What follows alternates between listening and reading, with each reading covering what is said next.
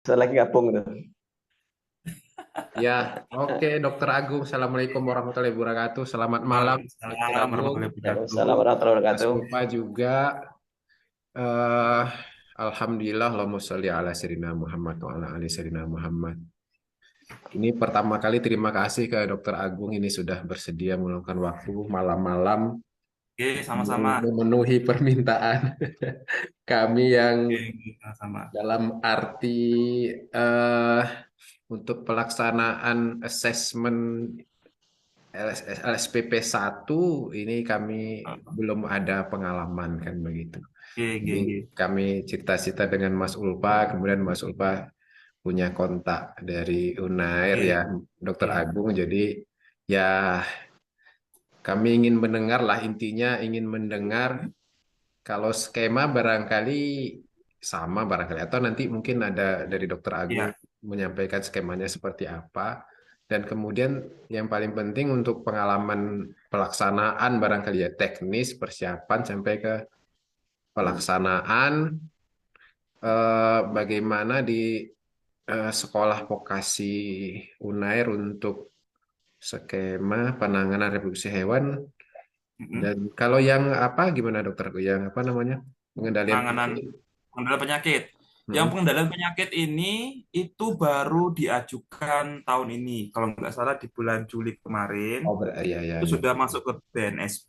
Cuma dari BNSP belum ada kabar lagi nih mau apa namanya witness.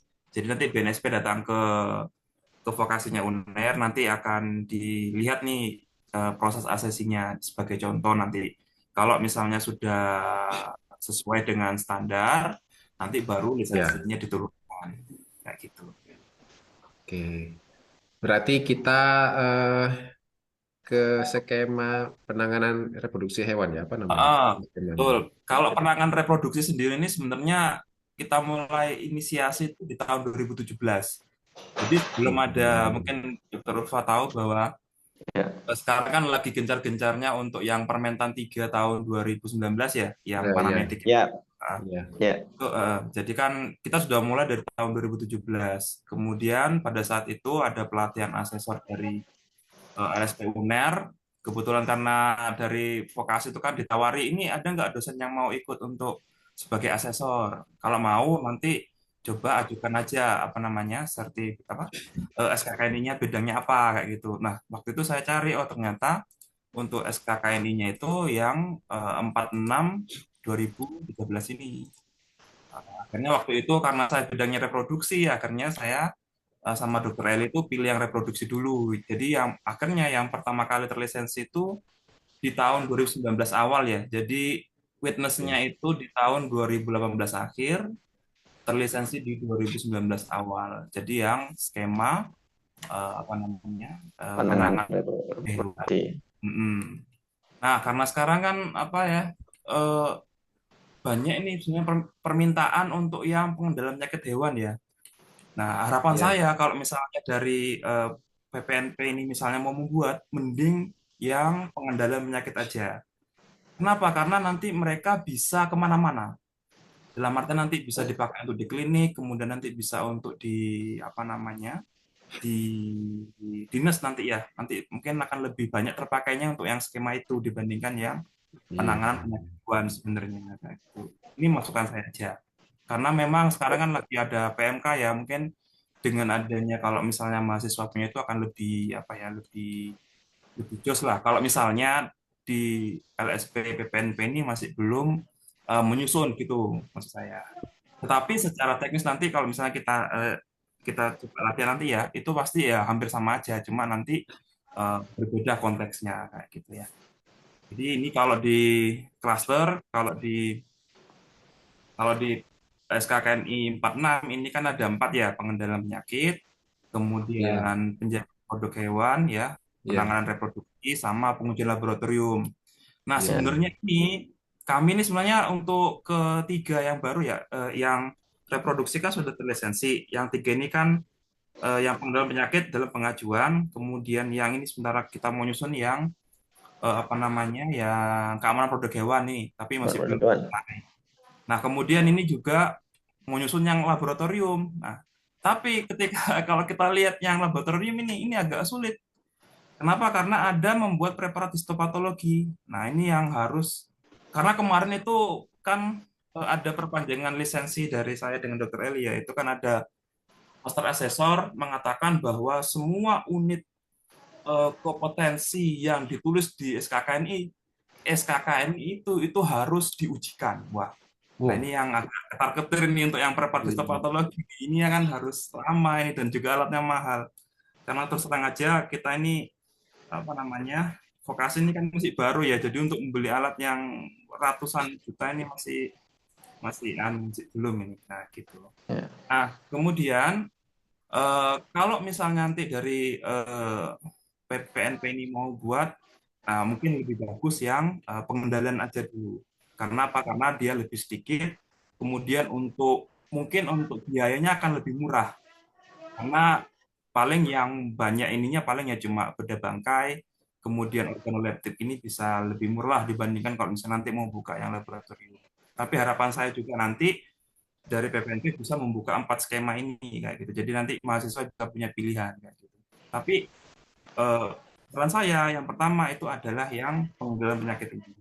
Nanti bisa, maksudnya untuk skema ini yang klaster ini akan lebih luas nantinya kayak gitu. Ya, iya. Tapi ini untuk rencana pembuatannya kira-kira apakah sudah mulai dibuat atau bagaimana untuk yang di sana? Ini ya, kalau untuk yang di PPNP kita yang prodi PAVET kemarin mengajukan 2 skema. Memang sekali 2 skema kita ajukan. Oh gitu langsung sekali 2, bagus. Ya, Alhamdulillah begitu. penanganan reproduksi sama pengendalian penyakit hewan. Penyakit. Karena memang lagi bukan. Iya. Kemudian juga sebenarnya untuk penyusunan itu sebenarnya yang akan lebih bagus memberikan itu adalah master assessor. Jadi nanti mungkin master assessor itu adalah orang yang membimbing asesor untuk menyusun skema MUK, jadi materi uji kompetensi. Karena terus terang aja dari beberapa master assessor yang pernah mengajari kami ya di sini ya, itu ada banyak perbedaan sebenarnya. Iya. Apa ya, antara satu master sama yang lainnya itu agak beda gitu ya. Terutama untuk yang pada saat yang saya pelatihan yang di tahun 2018 itu, wah itu sampai bingung sendiri saya antara master assessor satu dengan, kan biasanya kan kalau pelatihan kan ada 2 master assessor ya. Iya. Itu kadang beda sendiri. Nah, tapi alhamdulillahnya yang kemarin yang pada saat di bulan Desember tahun 21 ya sama Oktober kemarin tuh asesornya bagus, jadi lumayan mengerti lah, jadi lebih paham ininya. Nah kemudian juga kalau misalnya kita amati dari semua kode unit ini ya, terutama untuk unit pengendalian penyakit, kemudian yang penanganan reproduksi hewan ini, itu kalau misalnya kita mengambil semua unit kompetensi yang harus kita ujian ke mahasiswa, ini pasti lebih dari 2 hari. Nah, makanya kemarin itu saya dengan Dr. Eli itu bagaimana memikirkan unit kompetensi ini yang kita buat itu tidak bisa mencakup semua, tetapi nanti bisa lebih murah. Karena terus terang dan juga waktunya akan lebih hemat. Bayangkan saja kalau misalnya kita mengaksesi 50 orang ya, dalam 1 kali hari itu kan ya asesornya akan lumayan capek ya. Iya. Yang terlisensi kita di vokasi UNER itu aja cuma ada 4 orang yang terlisensi ya. Kalau misalnya di PPNP nanti asesornya banyak, maka mungkin lebih mudah ya, lebih ringan ya. Tapi kalau di kami cuma ada 4 orang karena yang lainnya masih sekolah semua, jadi yang jaga gawangnya cuma 4 orang ini. Nah itu juga butuh waktu yang lama. Bayangkan saja kita harus nguji secara fisik ya, dalam artian kita harus melihat mereka bisa apa enggak, kemudian juga harus mengoreksi. Nah ini ngoreksinya nih yang agak sulit ya, karena nanti di sistem kalau di RCC, kalau di buku kerja MUK ini kan ada banyak ini ya, kelihatan nggak ya? Ini circle saya kelihatan ya? Kelihatan. Oke. Ini kan ada banyak borang nih ya. Ada kalau misalnya di sini ada lihat ada pertanyaan tertulis, ada pertanyaan lisan, kemudian ada tertulis pilihan ganda. Nah, ini kan bisa jadi pilihan sebenarnya. Kalau mau mudah untuk ditulis, nah kan sebenarnya yang pilihan ganda ya. Cuma waktu itu saya dengan Dr. Eli tidak memilih pilihan ganda, karena kalau pilihan ganda itu kan hanya satu jawaban yang benar, dan itu harus benar. Jadi makanya nanti harapan saya, masukan saya nanti mungkin untuk yang ketika menyusun untuk Tulisan yang gitu, pengendalian ya. penyakit sama penanganan reproduksi, lebih baik tulisannya adalah esai. Ya. Jadi kalau esai itu masih kita, kalau sudah kalau esai itu kan kalau misalnya sudah merepet-merepet tahu tujuannya, oh ini mahasiswa kita tahu tujuannya, oh ternyata mahasiswa mengerti maksud pertanyaannya dan tahu sebenarnya, itu bisa kita benarkan aja kayak gitu ya. Tapi kalau ganda ini agak sulit kan, karena pertanyaannya itu satu harus tepat gitu. Nah, saran saya nanti kalau bisa tertulis esai aja. Nah, kemudian juga ada pertanyaan lisan. Nah, pertanyaan lisan ini bagaimana? Nah, pertanyaan lisan ini kita tidak gunakan juga. Kenapa? Karena bayangkan saja kalau misalnya kita ada 50 mahasiswa, itu kita tanya satu-satu. Nah, ini agak lama juga waktunya. Nah, otomatis nanti pertanyaan lisan ini itu nanti akan dikombinasikan pada saat mereka melakukan praktik. Jadi misalnya nanti kalau melakukan rektal gitu ya, nah nanti pertanyaan-pertanyaan yang menyangkut dengan rektal itu ditanyakan langsung pada saat asesi misalnya praktiknya. Mungkin itu triknya ya supaya lebih cepat. Simpel ya. Kemudian asesornya nggak capek. Iya, iya. Karena terus terang aja pada saat yang tahun 2018 itu karena kita masih idealis ya. Jadi kita buat semua, ada pertanyaan tulisan ganda, ada pertanyaan esai, ada yang lisan. Wah, itu 10 orang itu habis 2 hari aja itu. 10 orang. Nah, itu ya, apalagi kalau kita dosen ini kan tugasnya banyak gitu ya, nggak hanya ini aja gitu ya. Iya. Jadi gitu. Jadi ini kami baru dapat pencerahan itu pada saat di pelatihan sama master asesor yang di tahun 2021. Oh, ternyata tidak perlu harus ada semuanya. Model penulisannya misalnya ganda itu nggak harus ada. Yang penting semua nanti di elemen kompetensinya itu bisa diketahui. Itu informasinya dulu. Nah, kemudian nanti kalau misalnya pada saat menyusun, kan nanti untuk klaster ya, ini kan ada kode unit ya. Kalau misalnya yang pengendalian penyakit, ini ada 17 ya. Ada 17 unit. Ya. Kemudian yang reproduksi hewan itu ada 15 unit. Nah, ini juga baru saya tahu juga, baru jelas, betul-betul jelas ini pada saat master asesor yang 2021 ini, yang terakhir nih, yang pelatihan ini, itu mengatakan bahwa dari kode unit ini, itu kita harus petakan dulu mana yang unit fungsional dan mana yang unit utama. Ya, jadi kita bedakan dulu nih. Nah, kalau di sini kan kita lihat Gimana caranya? Nah, makanya nanti kita lihat, makanya sebenarnya ini adalah dari kita sendiri yang menentukan, tapi kayaknya saya rasa akan sama. Nah, jadi kalau misalnya kita lihat di sini ya, spidolnya mana ini? Misalnya ada namanya unit fungsional dengan unit utama. Unit fungsional itu apa? Unit fungsional itu adalah unit yang mendukung kegiatan dari unit utama. Nah, makanya saya dengan Dr. Eli waktu itu memetakan ya, misalnya kita ambil yang reproduksi hewan ya, ini kan ada 17 ya. Ini kita enggak ya? Kan ya? 15. Oh, iya, sorry 15. Ada satu mengangkat 3, kemudian sampai melakukan desinfeksi. Saya dengan Dr. Eli itu membuat yang utama itu dari 8 sampai 15.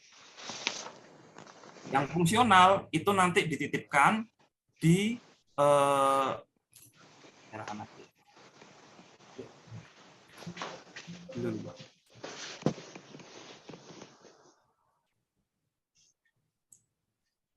nah, nggak kelihatan ya? Ya, kelihatan. Sebentar. Nah ini, jadi waktu itu saya membagi ya, unit fungsionalnya itu adalah 1 sampai 7. dalam artian ini yang akan mendukung unit utama. Kayak gitu. Nah, misalnya nih, dalam membuat rekam medik ya, dalam membuat rekam medik itu kan harus apa yang dilakukan? Yang pasti adalah pada saat kita membuat rekam medik kan pasti ada memeriksa fisik hewan ya. Nah, ini jadi ini nanti dia bisa gabung kayak gitu. Kemudian misalnya pada saat melakukan teknik pengobatan ya, ini bisa juga menerapkan keselamatan kesehatan kerja ya, misalnya bagaimana cara kita menghandling ya, kemudian bagaimana kita pada saat apa namanya memakai glove kayak gitu-gitu kayak gitu. Jadi nanti ini akan mendukung dari unit utama. Kayak gitu. Kemudian misalnya memeriksa kepentingan, jadi kan nanti akan ditopang sama misalnya melakukan komunikasi ya gitu. Jadi bagaimana nanti pada saat sesi mahasiswa itu nanti kan seperti role play ya. Jadi nanti mereka ada peternaknya gitu, nanti tanya kayak gitu. Ini kepentingannya berapa lama kayak gitu. Ini terakhir kali di IP kapan? Misalnya. Jadi nanti ada unit utama. Dan ditanya ketika orang sakit, ditanya kayak gitu ya, nanti dibagi dua. Ini juga saya juga baru dapat ilmunya yang kemarin. Gitu ya, kayaknya ya. Nah, kemudian nanti setelah kita menentukan misalnya ini adalah unit utama, unit fungsional, itu nanti sebenarnya tergantung dari tim dari PPNP ya nanti ya. Bisa saja mungkin yang dari PPNP misalnya yang 7 ini memeriksa fisik hewan ini juga jadi yang utama misalnya. Ya, bisa saja. Tapi yang pasti 1 dengan 6 ini adalah unit yang fungsional ya. Jadi yang mendukung unit utama. Bisa saja ya. Ini tergantung dari apa namanya? Tergantung dari tim PPNP nanti ya kalau mau misalnya membuatnya.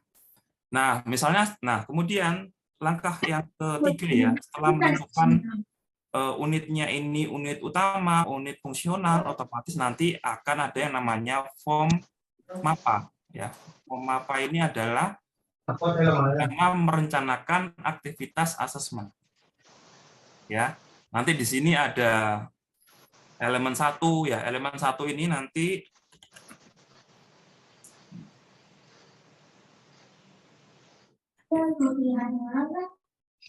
elemen 1 ini akan nanti di ini ya namanya. Orangnya beli sate. Misalnya unit kompetensi 1 ya. Misalnya unit kompetensi 1, misalnya di sini kita contohnya ya. Misalnya melakukan teknik pengobatan ya. Nah, di sini nanti ditulis nih.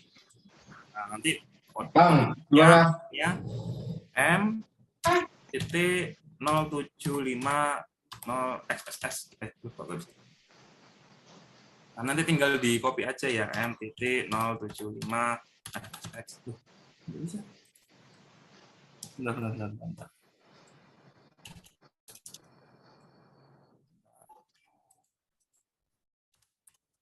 Ya. Oh. Nggak bisa diketik nih.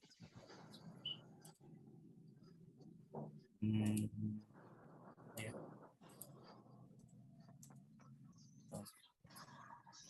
Sip.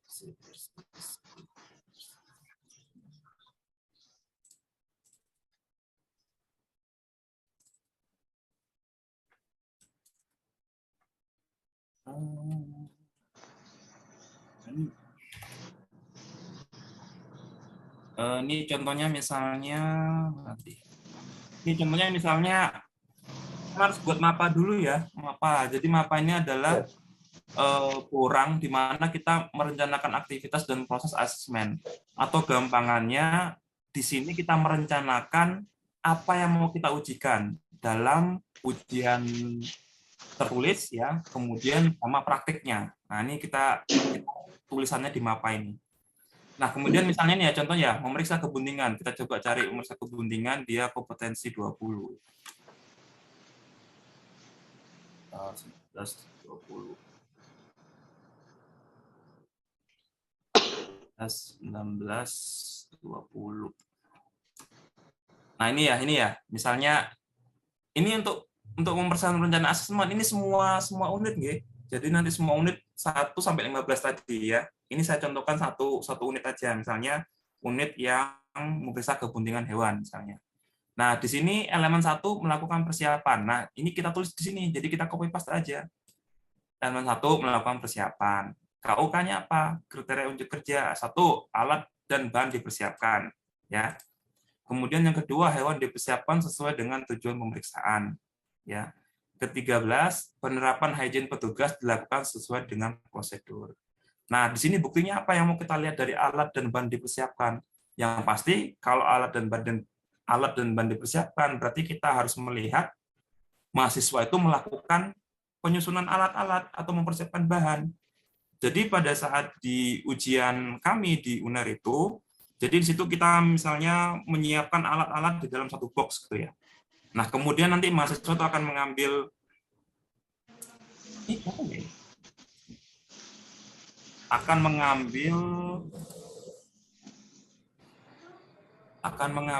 apa namanya?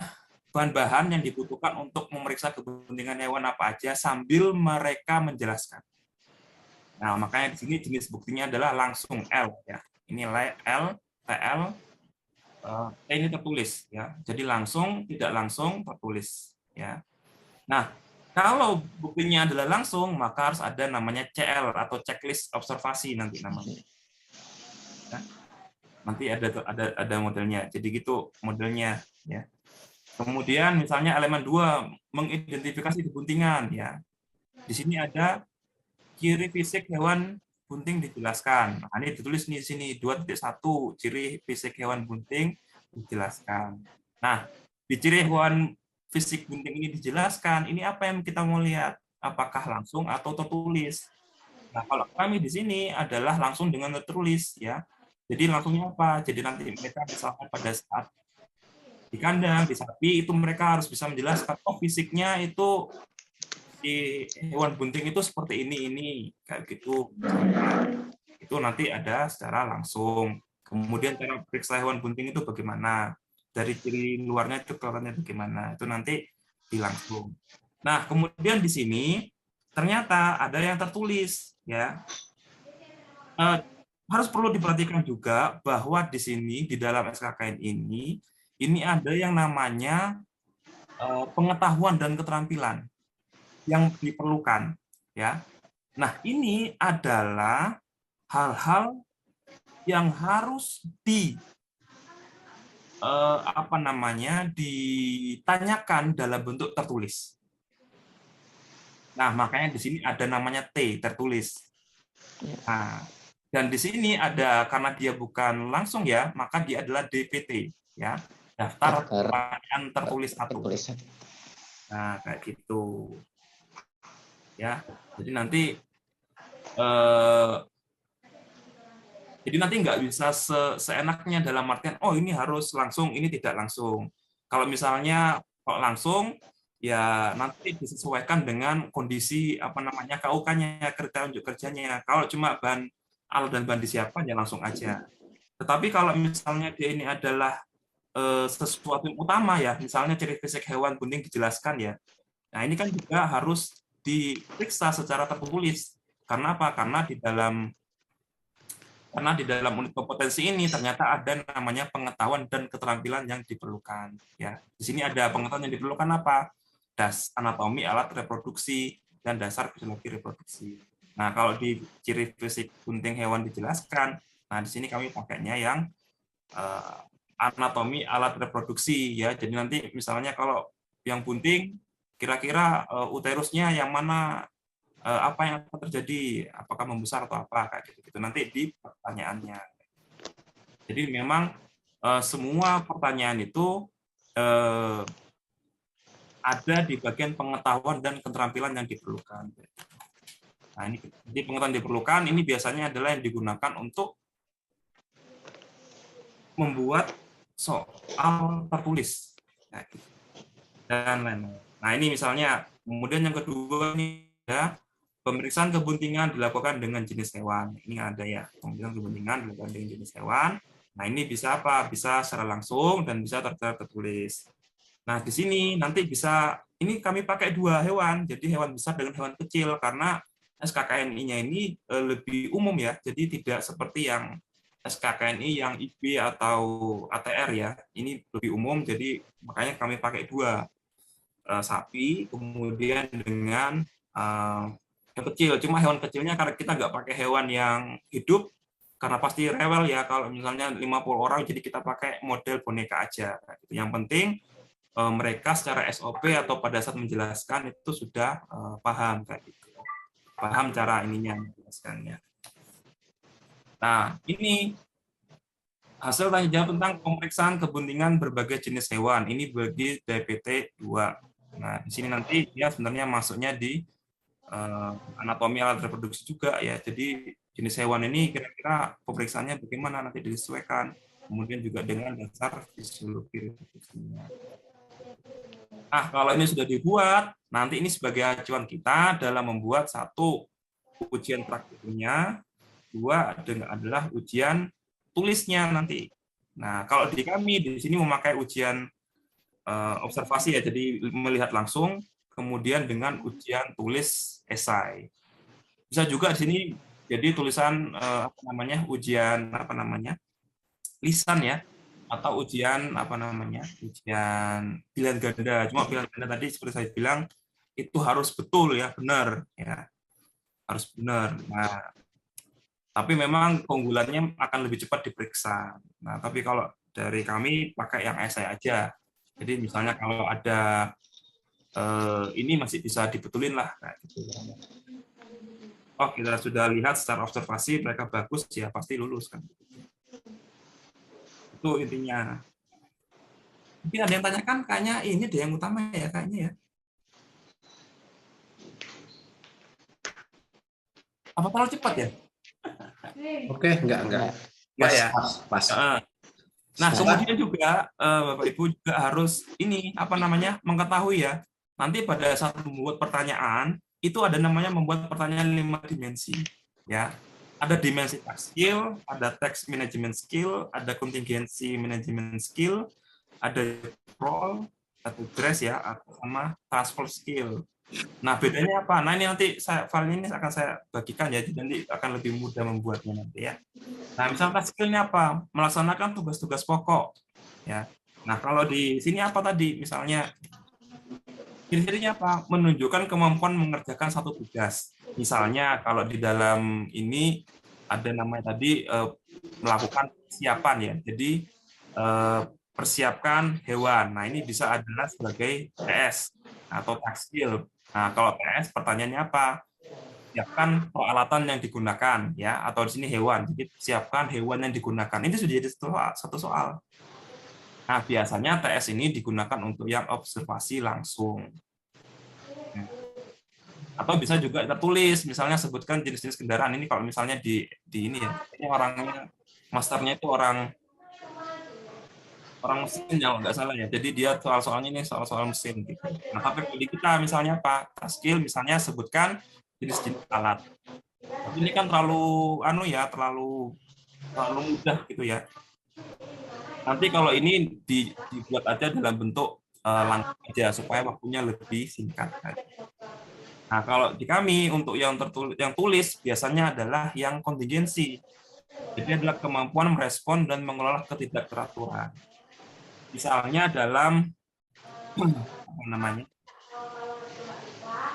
status kepentingan hewan ya. Ini ya. Status kepentingan hewan kan ditetapkan sesuai indikator kunci. Nah, ini bisa jadi pertanyaan. Apa yang Anda lakukan ketika indikator kunci dari status kepentingan pada hewan sapi itu tidak ditemukan? Dan semua kalau nggak salah ingat ya, asesor kami itu bilang kalau bisa semua dimensi pertanyaan ini itu ada dalam skema yang kita buat. Ya, jadi jangan sampai cuma pilih 4 aja, yang 5 ini nggak ada, ini harus ada. Jadi semuanya harus ada, merata. Apakah harus ada di setiap kode unit kompetensi? Nggak harus. Yang pasti harus ada dalam satu skema, misalnya di skema penanganan harus ada 5 ini kayak gitu. Nanti ini adalah tergantung dari Bapak Ibu nanti yang di PPNP yang menyusunnya. Karena pasti setiap universitas pasti akan beda-beda ya, beda-beda. Yang pasti nanti tidak akan berbeda jauh. Kenapa? Karena nanti akan ada batasannya. Batasannya di mana? Adalah di pengetahuan dan keterampilan yang diperlukan. Kayak gitu nanti ya. Jadi nanti batasannya ada di sini. Jadi juga jangan sampai nanti dibuatnya terlalu keluar dari konteks kayak gitu ya. Nah, di SKKN ini ada batas-batasannya. Jadi nggak sampai nanti sampai molekuler ya, misalnya sampai ke in vitro gitu ya. Ya. Jadi cuma sampai di sini dibatasi kayak gitu. Gitu nih. Kemudian juga apakah di PPNP nanti apa namanya? Iya, kalau bisa nanti mengundang master asesor ya untuk ini ya, untuk menyusunnya ya. Karena terus terang aja untuk menyusun itu, untuk mengajari penyusunan itu sebenarnya adalah master asesor yang lebih ini ya, lebih apa ya, lebih baik ya nanti dalam penyusunannya ya, mungkin menyusunnya. Kalau saya di sini cuma komponen-komponennya aja atau batasan-batasannya aja yang harus diperhatikan. Ya. Contoh misalnya ya, apa ya? Contohnya ini. Nah ini misalnya ini ada pertanyaan untuk mendukung observasi ini ya. Yang ini tadi yang memeriksa kepentingan hewan ya.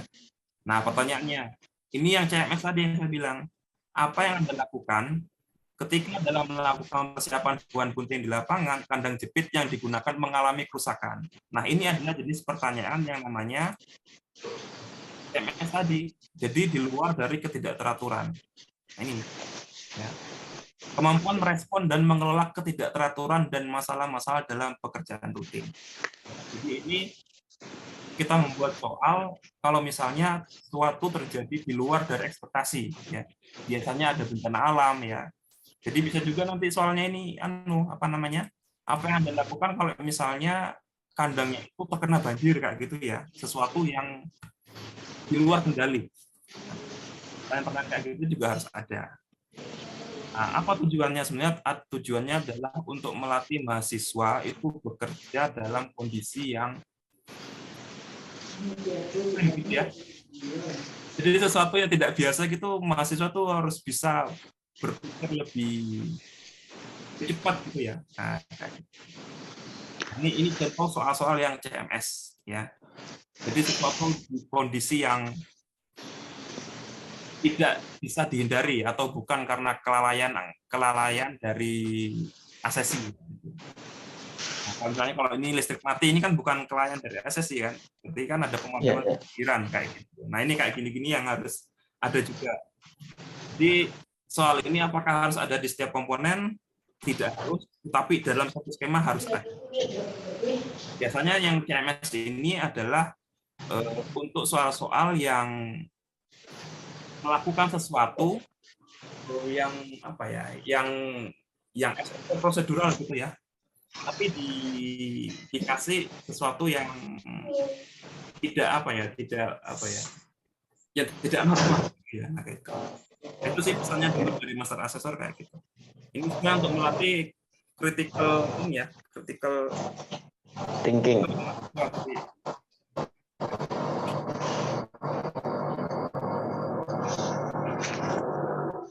Kemudian juga misalnya ini harus ada transfer skill ya. Jadi kemampuan untuk menggunakan alat baru ya.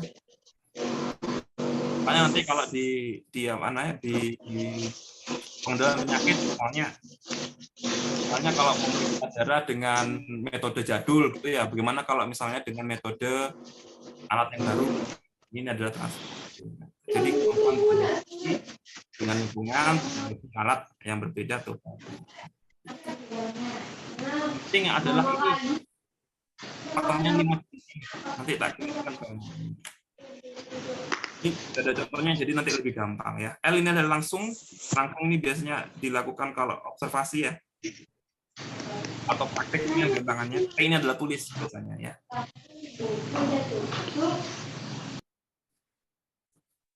Kayak gitu sih. Dan memang nyusunnya ini apa ya, perlu suasana yang tenang ya, hati yang tenang, karena kita memikirkan dimensinya ini juga terlihat mudah, tapi ternyata ya sulit juga sebenarnya. Kayak gitu. Karena ini tadi apa namanya, ada batasan-batasan yang harus diperhatikan nanti pada saat penyusunan kayak gitu ya. Ini terutama di sini.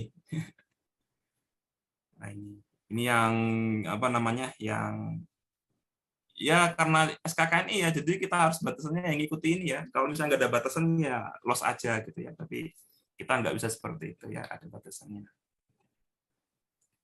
Gitu, misalnya. Nah ini kalau misalnya yang pertolongan kelahiran normal, ini nanti ya batasannya di mana ya? Batasannya adalah di bagian dasar-dasar kebidanan ya. Jadi bagaimana nanti kelahiran normal itu seperti apa kayak gitu. Jadi nanti ada pembatasannya. Ya, gitu. Sebenarnya kalau karena ini mahasiswanya kita sendiri ya, sebenarnya kan ya sudah pasti mahasiswa udah diajarkan ya, kemudian juga udah dipraktikumkan ya, apa ya, jadi ya pokoknya membuat MUK-nya itu ya sesederhana mungkin ya, tetapi tidak menghilangkan konteks tujuan dari uji kompetensi ini kayak gitu. Ya sih begitu. Karena terus terang aja uji kompetensi ini kalau misalnya kita mau idealis ini, wah ini waktunya makan waktu banyak ya, lama. Kemudian juga biaya juga pasti akan membengkak ya.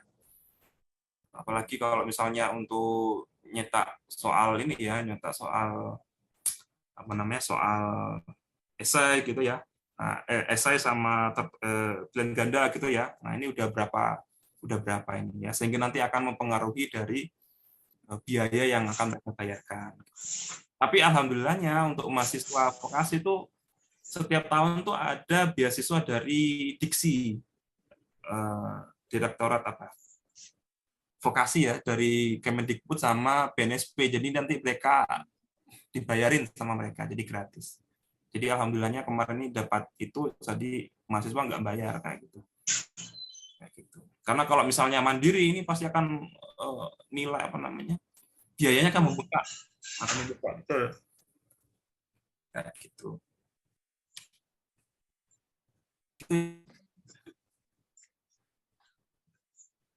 Ada ini nggak? Ada yang tanya? Kalau cepat ya? Enggak. Enggak ya? Jadi silakan Bapak Ibu yang apa menanggapi atau bertanya. Tapi apakah ini dari PPNP ini sudah apa, asesornya sudah ada apa belum ya? Sudah ada.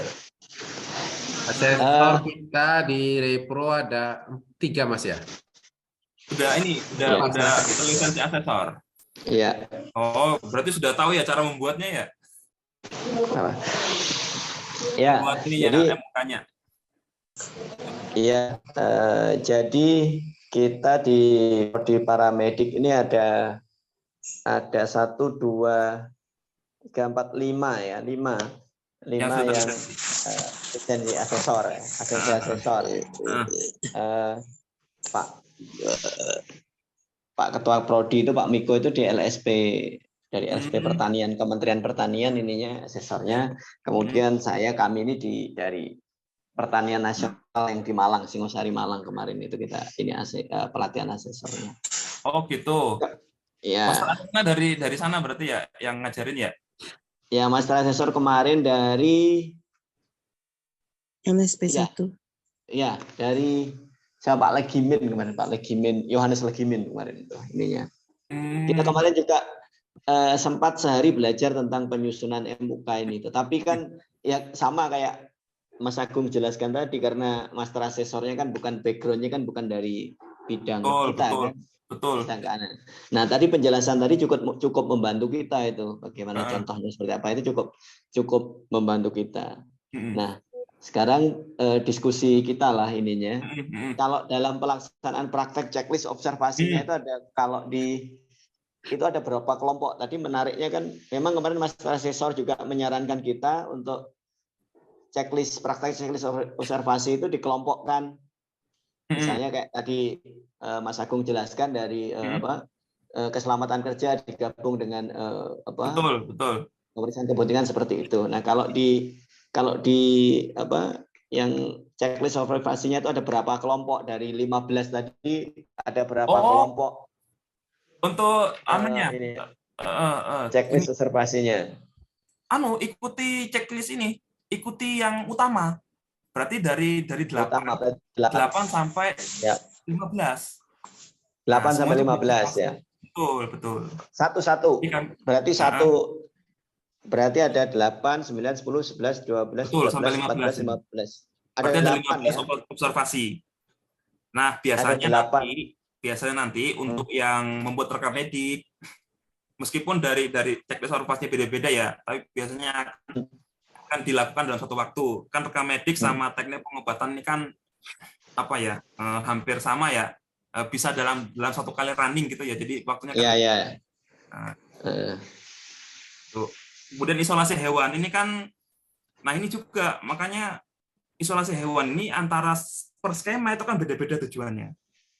Nah, karena kita reproduksi, isolasi hewan ini tujuannya apa sih? Tujuannya adalah bukan untuk yang penyakit, tapi adalah untuk memisahkan antara yang mau melahirkan dengan yang tidak melahirkan. Kalau pada hewan kecil tujuannya kan untuk ini supaya nggak diganggu sama temannya kan begitu tujuannya isolasi. Ya kan akan berbeda nanti kalau misalnya yang pengendalian penyakit. Kalau pengendalian penyakit kan tujuannya kan untuk karantina ya, jadi menghindarkan antara hewan yang sehat dengan yang sakit kan. Nah makanya mungkin maksud dari Kementerian Pertanian menyusun ini dulu, makanya setiap skema ini pasti akan beda-beda. Setiap elemen kompetensinya pasti akan beda-beda tujuannya tergantung skemanya kayak gitu. Nah, isolasi hewan ini terus terang aja kami melakukannya model ya, jadi menggunakan boneka ya. Jadi sambil mereka menjelaskan, karena kita tidak memungkinkan untuk menggunakan hewan besar yang selalu ditarik-tarik sama mahasiswa sebanyak 50 orang misalnya. Nah, ini kan nggak mungkin. Jadi kita menggunakan, karena juga terbatas waktu ya, jadi menggunakan hewan model yang kecil aja, boneka kayak gitu. Teknik pengobatan juga begitu. Apakah dilakukan penyuntikan? Enggak sampai harus penyuntikan. Bayangkan aja misalnya kalau sapi ada yang nyuntik satu kali ujian 50 mahasiswa. Nah, ini kan juga banyak nih. Kasihan sapinya kayak gitu. Kecuali memang misalnya di PPNP ini ada punya banyak sapi gitu ya, untuk langsung suntik gitu malah lebih bagus. Tapi kalau kami di UNER, sapinya cuma 5 kan gitu ya. Jadi ya kalau misalnya mau disuntik semua ya pasti nanti kesakitan semua nanti. Makanya disesuaikan dengan kondisi tempat ujian masing-masing. Yang pasti kita tahu bahwa mereka itu adalah mampu untuk melakukannya.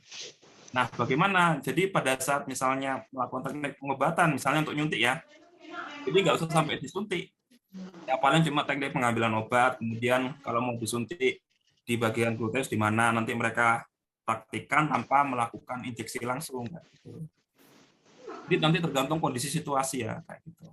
Karena kalau misalnya mau dilakukan nyuntik secara asli gitu ya, pasti sapinya ya pasti ini tambah sakit nanti kayak gitu.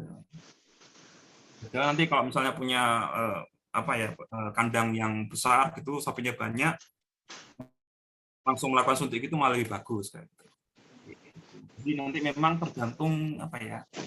tergantung kondisi situasi di tempat masing-masing ya, nggak bisa meratakan. Tapi yang pasti intinya mahasiswa itu bisa.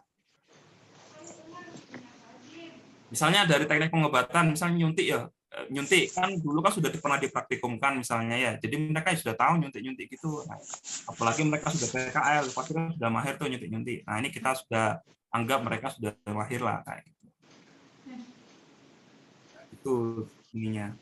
Kemudian juga pengambilan sampel ya, karena ini sampelnya adalah kita tentang reproduksi misalnya ya, sampelnya nanti ya sampelnya biasanya misalnya leleran vagina kayak gitu-gitu ya, ambil darah kayak gitu.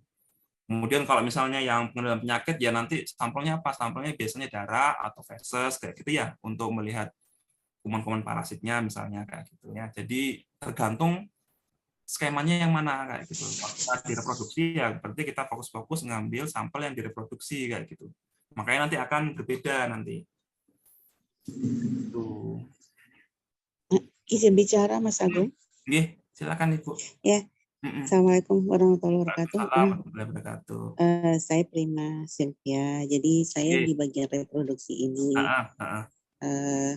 Jadi yang ingin saya tanya begini, kalau tadi di bagian penyakit kan kita sudah diajarkan, sudah dipraktekkan, itu memang kita untuk berbagai mata ajaran bisa saja berkali-kali sehingga insya Allah mahasiswa mahir lah itu gitu ya. udah oke gitu ya.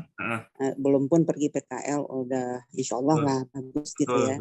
Hanya saja untuk direproduksi kan kita ketahui itu nanti kalau begitu mahasiswa mendapat sertikom kayak begini kan itu indikasinya kita mestinya sudah berani ya melepas mahasiswa kita dipakai oleh masyarakat. Nah, hanya saja kita kan tahu untuk direproduksi itu ya sampai kemahiran itu kalau di kita dulu belum ada sertikom begini, kalau saya ya kalau belum 80 itu mesti disuruh kembali lagi, belum boleh pulang dari Kosisda kan kayak gitu. Nah, terus sekian 80% pula dari 80 ekor yang sudah digodok itu udah pernah pegang atau sampai ke posisi 4 kan seperti itu, tempor itu galak lah. Nah, jadi intinya ada pelatihan lah begitu ya. Nah, sampai dibuat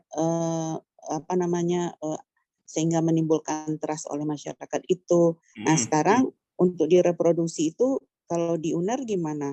Pakai pelatihan dulu enggak atau cukup? Karena kalau di pembelajaran kita ya terus terang aja ya demonstrasi terus kemudian nyobain sekali seorang itu pun kalau cukup sama kayak tadi kami pun terbatas juga. Nah kalau di UNER tuh seperti apa? Apa cukup dengan dia menjelaskan saja? Kalau menjelaskan teoritis tepatnya kan begini Bu ketemu posisi 4 terus sudah begini setelah satunya bengkak kan kayak gitu. Tapi kalau begitu benar-benar dicobain, dulu saya kebetulan kan ini angkatan tua banget ya, sama dosen saya itu dirogoh gitu loh. Benar nggak? Saya bilang ini sudah masuk Pak, terus dirogoh lagi. Nah, sekarang gimana tuh? Gitu. Sekarang gimana tuh? Oke. Baik. Jadi begini, kalau saya sistemnya di UNER ya, sebenarnya kalau untuk posisi 4 kayak gitu-gitu kan sudah di Batavia Vistek Pro. Nah, saya juga ujiannya untuk ujian UAS biasanya. Saya tuh mengujikan kira-kira ini mereka masuk posisi berapa. Nah, dari situ saya tahu ininya. Nah, kemudian juga sebelum melakukan ujian ini, ujian kompetensi ini, nah itu saya juga kerjasama dengan himanya mahasiswa. Jadi hima itu melakukan pelatihan sebelum ujian ini. Gitu. Untuk merefresh kembali, karena terus terang aja, untuk kata-kata dari SKKN ini itu agak bukan kata-kata umum yang biasanya kita gunakan di dalam proses perkuliahan. Ya, kalau misalnya kita lihat ya, misalnya kayak di mana ya? Misalnya kayak ini ya, bukan komunikasi ya. Bukan. Kayak ini ya, misalnya kayak faktor-faktor komunikasi, keunikan, identifikasi. Nah, ini kan tidak ada di perkuliahan kalau kita gabungkan dengan yang unit utama tadi ya. Nah, ini biasanya kalau kayak gini kita jelaskannya itu pada saat pelatihan. Jadi kita pelatihan. Jadi kalau misalnya pada saat pelatihan itu ada praktiknya ya, kemudian juga ada kita berikan bukan bocoran ya sebenarnya. Jadi kira-kira model pertanyaan apa yang muncul gitu ya. Kira-kira kata-kata apa yang muncul. Karena terus terang aja untuk membuat soal itu kan tidak boleh terlepas dari yang KUK kayak gini-gini kan. Nah, ini kan bahasanya kan agak lain memang. Nah, itu kayak gitu. Jadi biasanya diberikan pelatihan dulu sebelum biasanya sih 2 minggu sebelum ujiannya ya. Dipelatihan selama 3 hari, berdua 3 hari. Di Sabtu Minggu kayaknya ya, Sabtu Minggu Senin biasanya. Nah, itu dipelatihankan dulu, kemudian dikasih tahu lebih awal. Jangan kaget nanti kalau misalnya ada soalnya yang modelnya itu seperti ini, tapi kita nggak membocorkan soal ya, bukan. Tadi kita ada soalnya yang kayak gini. Kenapa? Karena pengalaman ini ya terjadi ya pada saat dulu awal-awal 2019, kami membuat soal ini yang sesuai dengan ini. Kata-katanya ini kan agak beda gitu ya. Kemudian kita munculkan di soal, itu mahasiswa itu kebingungan. Kayak gitu. Sehingga memang harus ada pelatihan dulu sebelumnya supaya supaya mahasiswa itu dia tahu, oh ternyata maksudnya tuh ini loh kayak gitu. Itu makanya juga pada saat pelatihan itu mahasiswa juga itu saya suruh untuk apa namanya, kayak membuat resume lah hasil dari pelatihan itu ya, supaya mereka pelajari. Nah itu yang kalau yang teorinya. Kemudian yang praktiknya bagaimana? Nah untungnya karena ini adalah pengendalian penanganan reproduksi, itu tidak ada sampai misalnya IB ya, karena IB itu ada SK sendiri. Nah di sini kan ada misalnya yang pertolongan kelahiran. Nah ini waktu ini soalnya ada dua kami ya, ada yang di hewan besar, ada yang di hewan kecil. Kalau pertolongan kelahiran kan ya kami menggunakan manekin gitu ya, jadi kayak misalnya posisi posterior, anterior kayak gitu-gitu ya. Itu kan pakai boneka kan bisa. Karena kalau misalnya kita mau pakai asli yang benar-benar posisinya itu kan ya nggak mungkin ya, apalagi waktunya juga kurang ini. Jadi apa namanya, kita menggunakan boneka kalau yang ini ya. Boneka. Kemudian yang hewan kecilnya itu cenderung ke arah tulis. Kemudian memeriksa kebuntingan. Nah, kalau ini kami ada dua. Ya, satu menggunakan USG pada hewan kecil. Ini ada pelatihannya. Jadi sebelum ujian itu kita lakukan ini. Jadi memeriksa kebuntingan dengan USG pada hewan kecil. Nah, hewan besarnya kan tidak mungkin ada untuk hewan bunting itu tersedia ya. Nah, ini biasanya tergantung kondisi. Kalau misalnya kita bisa mendapatkan uterus yang bunting, itu kita pakai uterus, tapi kalau enggak kita pakai soal biasa, tergantung kondisi dan situasi. Oh ya. Tambahin lagi, Mas Agung. Jadi dalam ini karena penyelenggara kan adalah mahasiswa adik kelasnya berarti ya? Betul.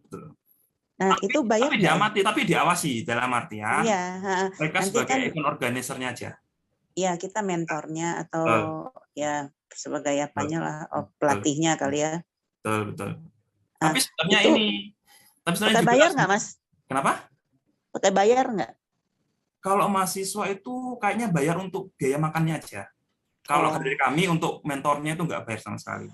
Ya, lihat kita lah kayak gitu. Kalau untuk makan mereka kan nanti dari mahasiswa kan menyediakan makan minum ya, nanti ya untuk makan minumnya mereka lah sama kit-kitnya aja. Tapi apakah dosennya dibayar? Enggak. Kita enggak bayar. Jadi dari dosennya sudah ikhlas lillahi ta'ala, wis pokoknya penting kamu bisa menerima materi, kemudian bisa lulus gitu aja. Terus sudah kayak gitu. Nah, kemudian juga memeriksa status reproduksi hewan. Nah, ini kita menggunakan uterus yang sudah beleh gitu ya, uterus ini. Jadi nanti mereka in vitro berarti. Ya, matanya ditutup, kemudian nanti mereka megang ovariumnya kayak gitu. Ini kira-kira apa? Ini folikel apa kayak gitu. Karena terus terang aja, kalau misalnya menggunakan hewan yang hidup, bayangkan saja pada saat pelatihan kita melakukan di situ, pada saat ujian 50 orang satu kali masuk ke situ, wah ini pasti akan kasihan sekali pada sapinya. Karena terus terang aja keterbatasan lahan di UNER ya, jadi kan UNER kan di kota besar nih, jadi nggak bisa ada banyak kandang kayak gitu. Tapi harapan saya nanti di PPNP harus melakukan kayak gitu ya. Jadi satu sapi satu mahasiswa gitu, harapan saya seperti itu. Karena terus terang aja, karena ini tergantung kondisi dan situasi. Memang idealnya adalah mahasiswa itu masuk kemudian memegang akuarium. Tapi ini juga kan kita sudah ajari pada saat perkuliahan ya. Kalau di perkuliahan kita kan dosennya tandem sama mahasiswa. Oh ini loh deh, ini akuariumnya kan.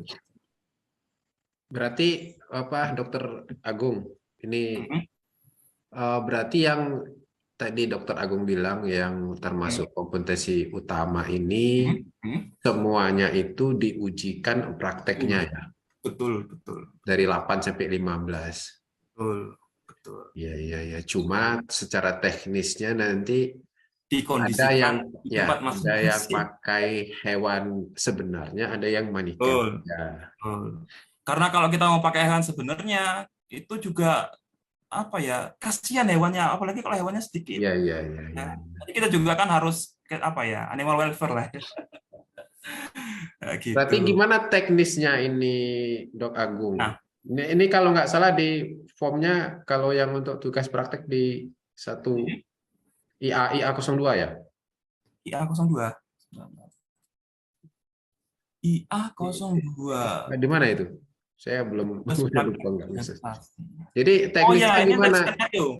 Ya. Skenario. Jadi teknisnya kan kita kan terkejar waktu. Kira-kira dari 8 ini 1 hari selesai nggak itu ya?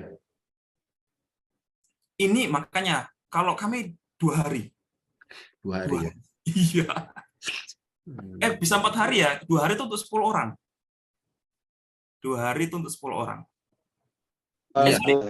Ya kan biasanya 1 hari itu 10 orang. 1 hari 10 orang. Karena kita ada 40 mahasiswa ya, jadi 4 hari tentunya. Oh, nggak artinya kalau karena asesornya sesuai dengan apa namanya perbandingan asesi 1:10, 1 hari selesai berarti ya? Iya, 1 hari harus selesai. Nah, makanya kalau kita mau ideal sekali, nah itu bisa lebih dari 1 hari. Observasinya ada sudah 1 hari ya. Tapi setengah harian lah. Kalau misalnya kita mulai dari jam 9 ya, mungkin ya selesai istirahatnya jam 12, setengah 12 ya, zuhur di sini setengah 12 ya. Nanti kita lanjut lagi jam 1 mungkin sampai jam 3 kayak gitu. Karena terus terang aja ini adalah utama juga ya. Utama ini harus dilakukan sebenarnya. Ya nggak bisa tidak untuk observasi. Jadi kalau untuk buat pertanyaannya gimana, Dok Agung? Untuk apa? Observasi. Yang berkaitan dengan observasi ini? Observasi kan nanti ini aja, tinggal di mana? Observasi kan kayak gini ya, nih misalnya memeriksa kebuntingan. Iya.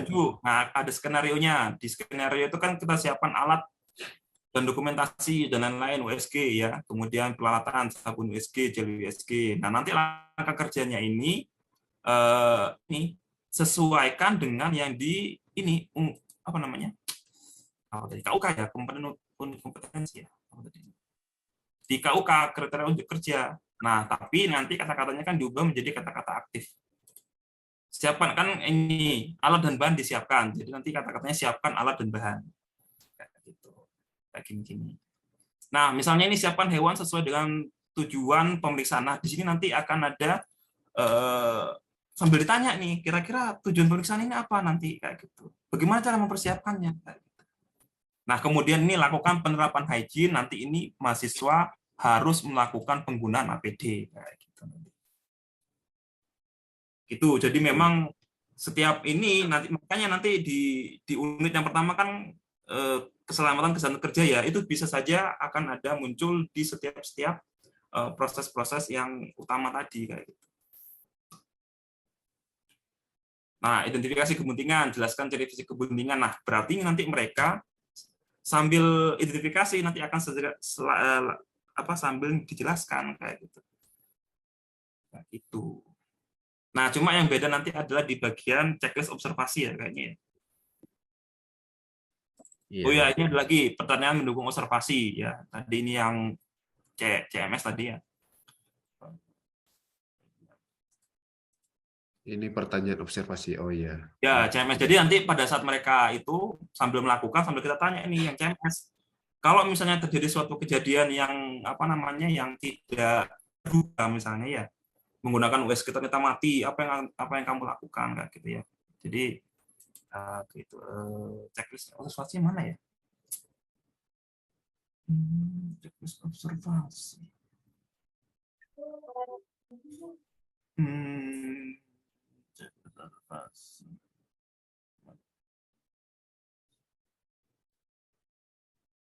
Enggak ada ya. Gambar kunci saya.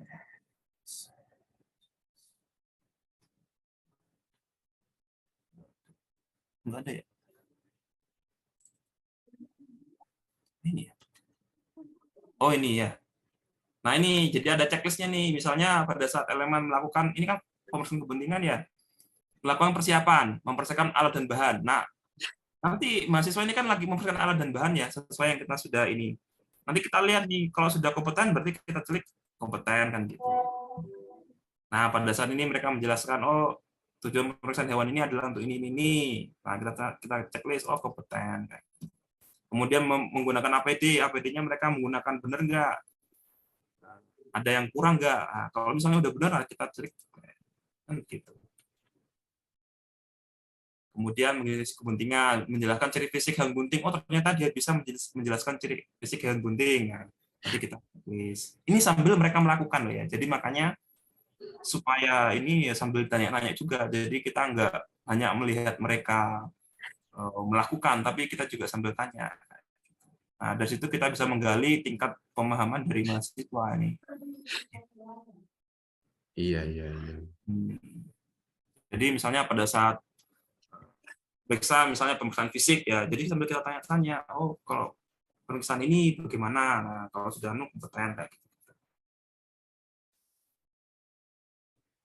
Nah, ini menyerahkan hasil rekam medik ke dokter hewan penilaian. Ini kan ada ininya ya. Jadi ya tinggal itu aja. Nanti di terakhir kalau dia sudah melakukan identifikasi kepentingan, nah kalau misalnya dia tidak menjelaskan rekam medik ini mau dibawa kemana, nanti kita tanya, ini hasil rekam mediknya dikasih ke siapa? Oh, nanti dibilang, oh ke dokter hewan. Nah, kita terus ada, kita klik aja kompeten. Gitu. Kan kadang mahasiswa lupa ya, kan kadang gugup gitu ya. Nah, ya kita sebagai asesor ya memang harus bijak ya, maksudnya dalam artian ya kita tahu, mereka tahu kayak gitu ya. Kita ya sedikit-sedikit membantu lah, toh mahasiswanya kita sendiri. Kelihatan nggak ya tadi ini? Ya kelihatan ya. Gitu ya. Kelihatan ya. Yang ini ya. Tadi nggak kelihatan ya? Ya belum baru sekarang ini maksudnya kayak baru gini. Sekarang. Nah, ini tadi yang tak jelaskan yang apa?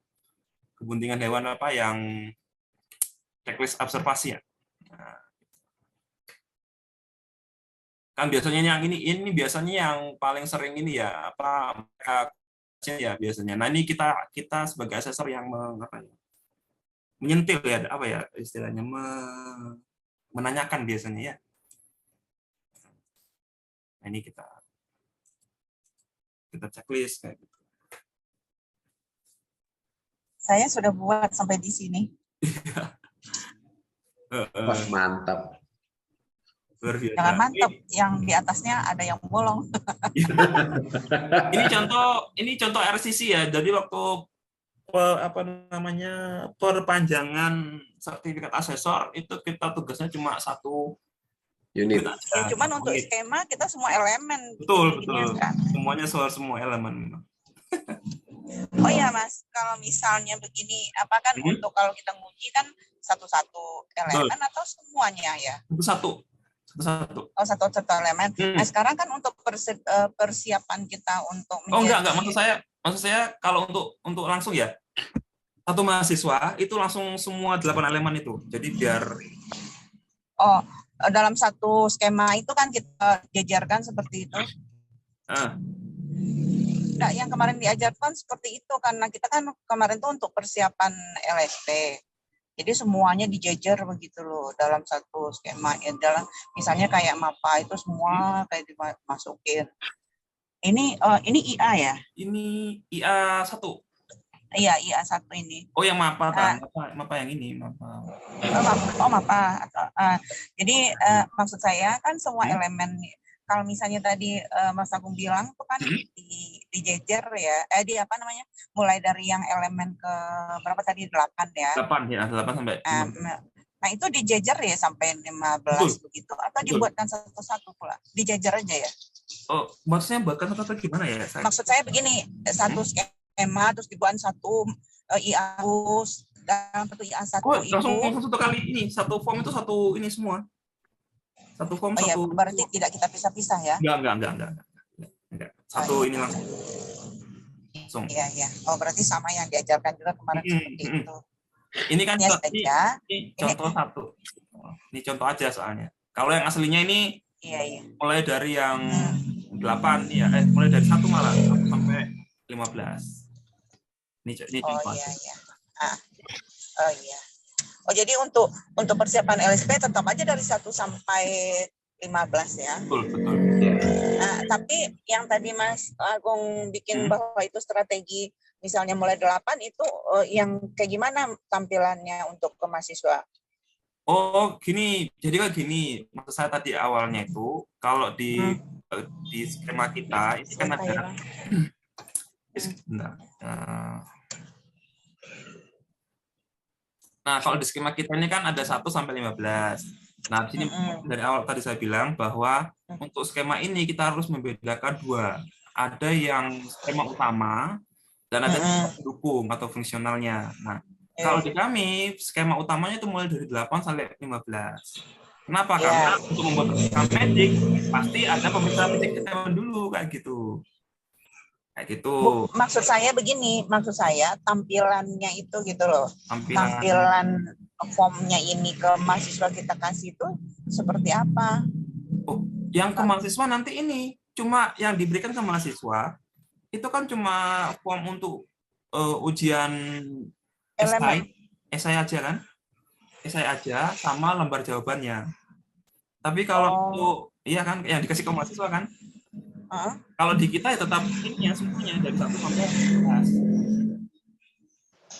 Oh, jadi ada form yang terpisah yang dikasih ke mahasiswa begitu? Mahasiswa nggak dapat form. Yang mahasiswa cuma dapat yang form untuk soal ujiannya aja. Oh.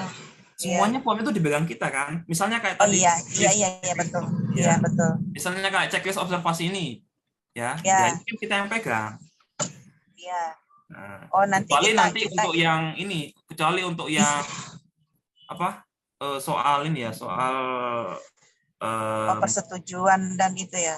Ya, itu nanti mahasiswa. Soal ini. Pokoknya yang soal. Maksud saya begini Mas, ya. Berarti kita memang di elemen 8 atau elemen berapa yang kita maksudkan itu saja yang kita yang kita perhatikan. Betul. Sedangkan 1 sampai 7 betul, itu nanti masuk ke setiap elemen-elemen tadi. Oh iya. Ya. Kayaknya kalau nggak salah di pelatihan sama master asesor itu juga kan ada mengintegrasikan elemen utama dengan elemen pendukung. Nah, jadi kira-kira elemen utama ini pendukung yang mana kan gitu. Itu memang ini pemetaan, makanya kita petakan dulu utama sama pendukungnya. Makanya nanti saya bilang tadi yang 7 ini bisa saja jadi utama di PPNP kayak gitu. Bisa saja. Nah, kalau dari saya tapi kalau yang di pengendalian tapi kalau di kami mulainya dari 8. Karena sebenarnya untuk menghemat waktu aja. Artinya mungkin Dok Agung kita dari awal sudah merencanakan suatu skenario ya, agar pelaksanaan asesmen itu dari segi kita mengecek kemampuan anak itu bisa seoptimal mungkin dalam waktu misalkan kita targetkan 1 hari kan begitu. Betul. Nah itulah nanti yang kita susun dalam materi pertanyaan yang kita minta ke sesi itu untuk diobservasi kan, dia praktek kan. Makanya nanti tergantung kondisi di tiap univ masing-masing sebenarnya ya. Tapi intinya tidak boleh kurang dari apa yang sudah diinikan sama SKKNI. Intinya itu sih. Iya. Oke, Bapak Ibu yang lain, Bu Yurni barangkali. Memang saran saya kalau bisa sebelum ujian ini memang mahasiswa di training dulu, ya. Tapi ingat, yang uji jangan yang training. Yang uji ada semuanya misalnya. Kalau saya kan yang uji, jadi memberikan materi siapa? Dokter Trilas dari FKH biasanya. Karena dokter Trilas nggak nguji. Nah, takutnya kalau yang nguji yang memberikan materi nanti akan ada konflik of interest ya. Iya, benar. Pak Miko. Iya. Pak Miko. Iya, silakan Bu Yurni. Izin bertanya. Ya, Ini ke silakan. Pak Miko, Bu Susi atau Pak Agung juga boleh. Ya. Mengenai SKKNI kita itu, kan dalam pembuatan materi ujian kompetensi ini kan kita mengacu pada elemen. Ada elemen, kemudian KUK itu kan kriteria unjuk kerja ya. Ya, betul. Nah, di SKKNI kita tuh nggak ada elemennya. Gimana caranya tuh? Elemennya ini, Bu. Ada. Ada. Ini elemennya ini. Elemen Pak Agung dapat di mana? Ini. Di mana kita lihatnya? Ini. Kan ada ini. Ada elemen kompetensi. Elemennya apa? Adalah ini. Jadi satu, ini ada. Jadi ada tiga nih. Belum tertukar dok aku. Apa share screen-nya belum ditukar, belum masih yang itu aja. Kita carinya di mana tuh, Dok? Bentar. Ini. Bentar ditunjukkan. Ini. Elemen kompetensi kan ini. Ya. Bentar, masih proses. T-shirt kita enggak? Ada ini nanti kalau waktu apa biasanya ada waktu pelatihan asesor dikasih ini. Tapi kalau punya Bu Yurni nanti waktu kami RCC ada itu Miko RCC. Ada, seharusnya ada. Ada, itu kita pakai SKKNI 2011 ya kalau nggak salah. Nah, kemarin itu yang disertifikasikan 2020. RCC kita kemarin kalau kan 2011. Ada elemen dan ada KUK-nya kerja unjuk kerja. 2013 berapa ini? 046 2013 ada. 2013 046 2013. Nah, yang kemarin SKKNI 2020 tak ada. Oh, itu bukan KKNI yang 2020 itu KKNI. Bukan. KKNI. Apa namanya KKNI itu? jadi KKNI berapa kita cari? Bukan, yang 2020 itu untuk menentukan jenjang jenjangnya jenjang saja. itu ya, jenjang 5, jenjang 6. Ya, Jadi itu sekarang aja, pada yang mana? itu aja.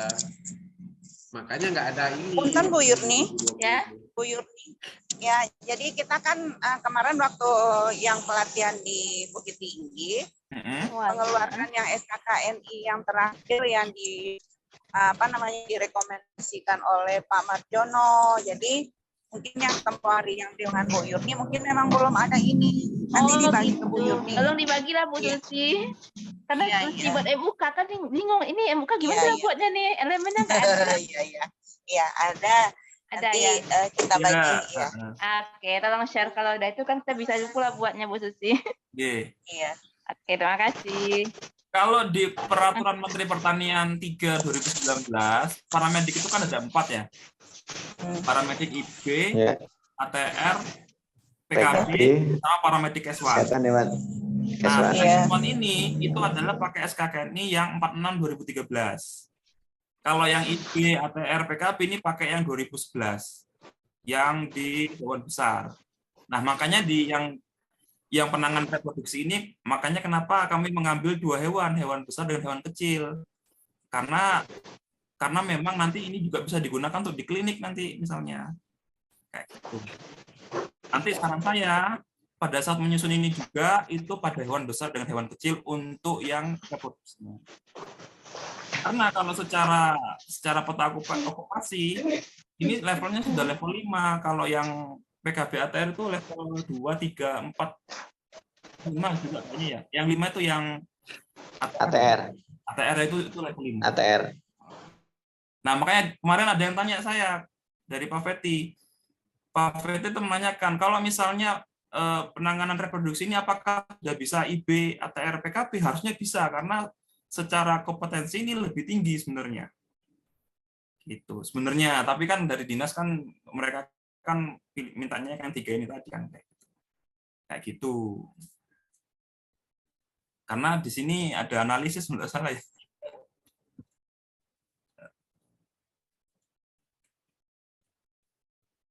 Halo? Ya. Halo? Halo? Terus ya? Kayak ini, Mas.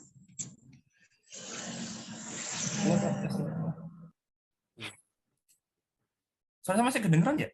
Masih. Masih ya? Oke. Gitu. Satu lagi Dokter Agung. Syarat untuk syarat asesi untuk ikut uji kompetensi ini apa kalau di UNER itu semester berapa atau apa gitu? Kalau di kami itu bentar saya search. Di kami itu semester 4 sudah bisa. Kenapa? Karena kami semester 4, 5, 6 itu sudah keluar semua. Dalam artian sudah di ini ya. Bentar ya, tak cari dulu. Benar. Lama tahunnya ini. Enggak apa-apa. Jauh karena dari Surabaya ke Payakumbuh ini. Iya, sebentar.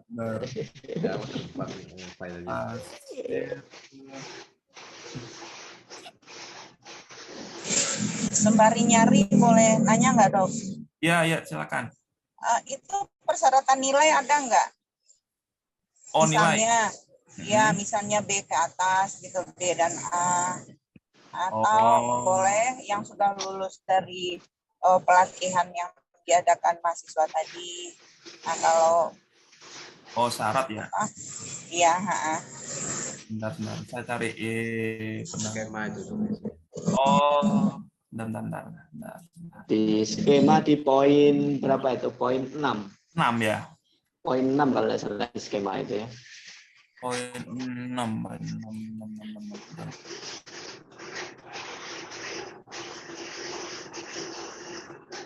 Oke, saya screen ya. Oke, terus terang aja untuk yang skema reproduksi ini pakai yang tahun 2018 ya. Jadi model yang lama. Jadi belum ada tulisan dari semesternya. Tapi kalau yang di penanganan penyakit hewan itu sudah ada semester menyelesaikan semester 5 dan telah lulus minimal B. Ya, ini. Ada nilai minimalnya. Tetapi juga kalau menggunakan, tapi sebenarnya hak mahasiswa untuk ini ya, untuk mengikuti sertifikasi ya. Kalau misalnya kita patokan nilai nanti kayaknya makanya kalau bentar ya, kalau yang di sebentar. Kalau permohonan ya. Sebentar. Permohonan itu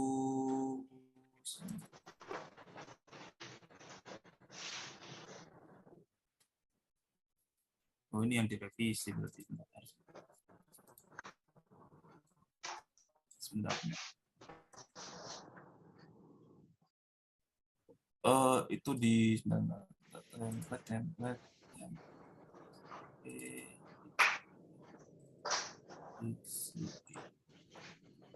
Kalau yang persyaratan FR01 ya? Ya, FR01 ya. Bentar. APL1. FR APL01 ya? Ya. Gitu ya.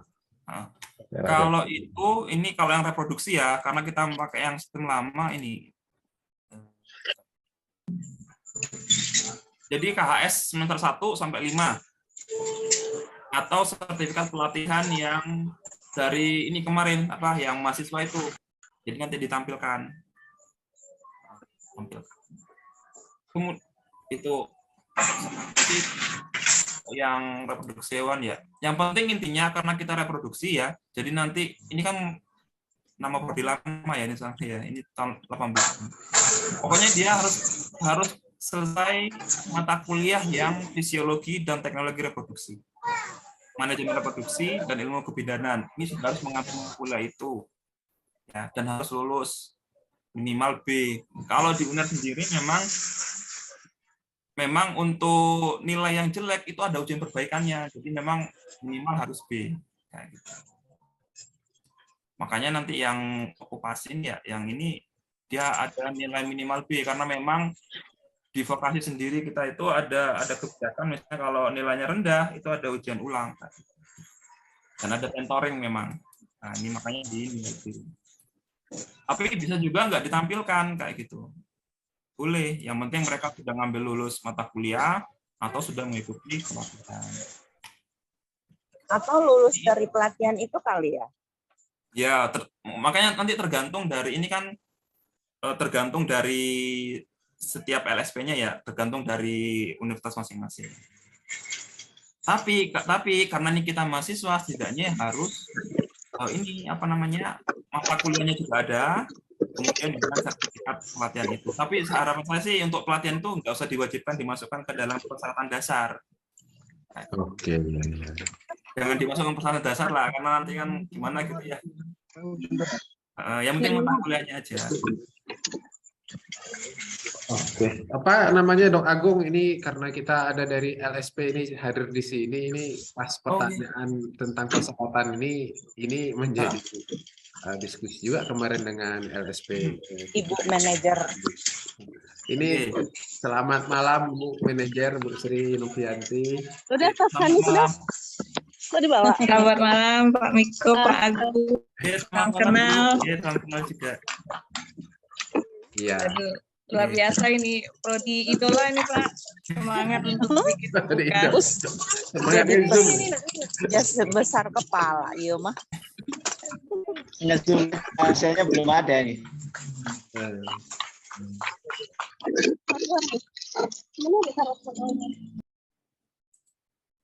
Apa tadi? Saya lupa saya.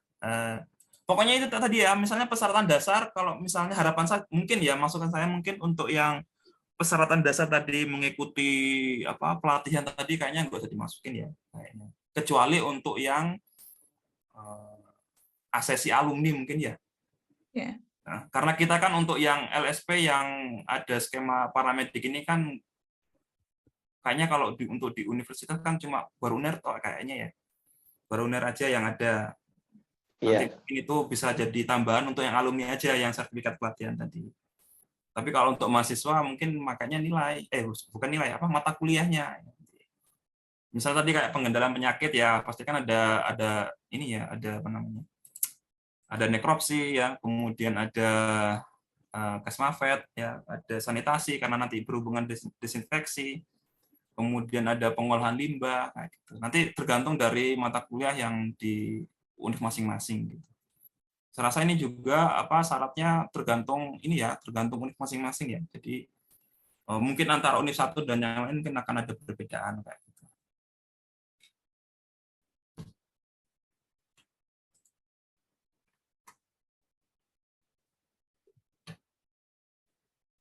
Halo? Iya. Pak Agung, mungkin terkait dengan persyaratan kemarin ini yang jadi bahan diskusi kita dengan teman-teman di Fafet, Pak. Itu yang tadi kan sudah okupasi nasional, itu memang mensyaratkan B ya Pak ya, untuk yang pengendalian penyakit. Nah, reproduksi kita sudah okupasi nasional juga Pak? Yang untuk reproduksi, apakah sudah skema kita sudah jadi skema okupasi nasional Pak? Yang di UNER? Yang di UNER itu sudah terlisensi. Oh, lisensi. Sudah terlisensi. BNSP, yang ya? pengendalian ini dalam proses menuju lisensi. Proses menuju lisensi skema okupasi nasional ya Pak? Ya, witness untuk witnessnya ya? Ya, ada witnessnya, tinggal nunggu witness aja.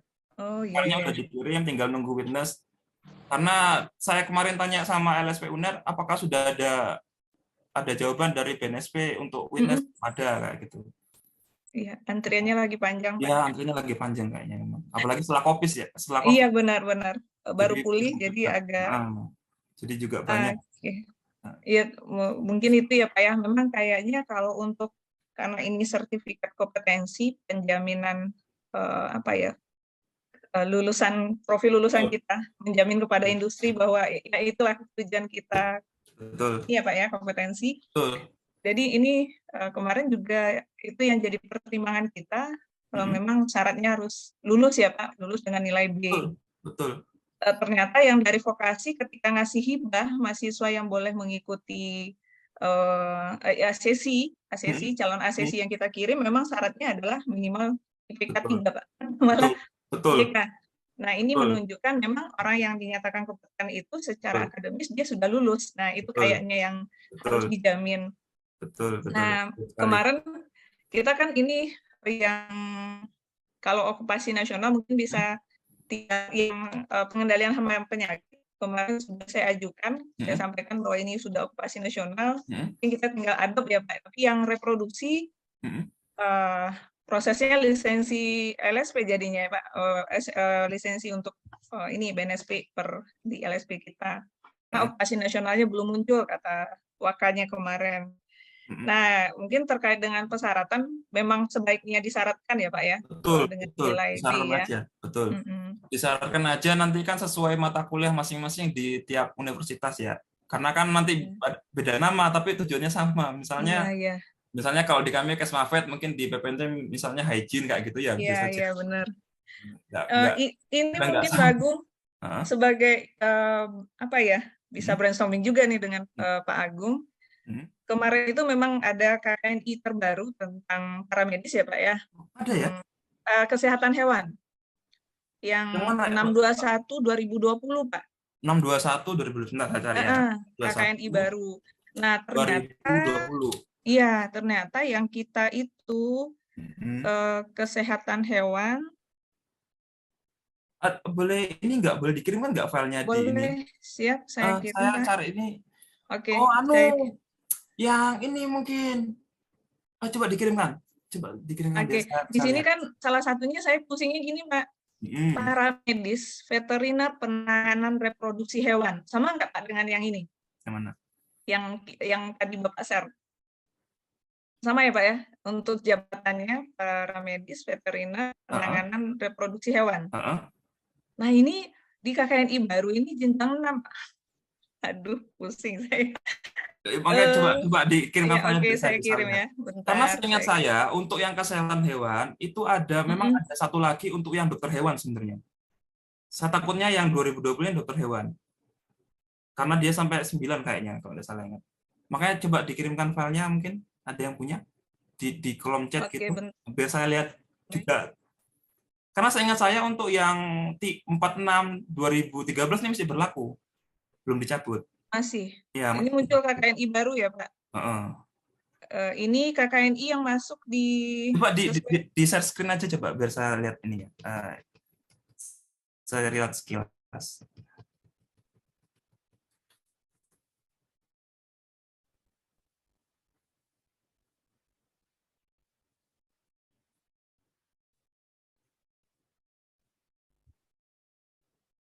Enam 621 ya, 621. 2020.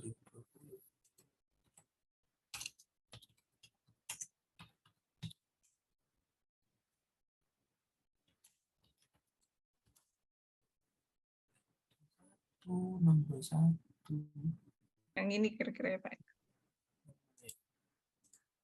Coba awalnya. Nah ini. Oh, bawah. Ini bisa, oh ya, oke. Nah, di sini kan dia KKNI sudah pelevelan ya Pak ya. Jadi dia mulai dari jenjang 2. Apakah ini masuk ke... Coba Ibu kirimkan saya. Oke, siap. Saya kirim. Biar saya bisa lihat. Bentar. 621. 621 ya.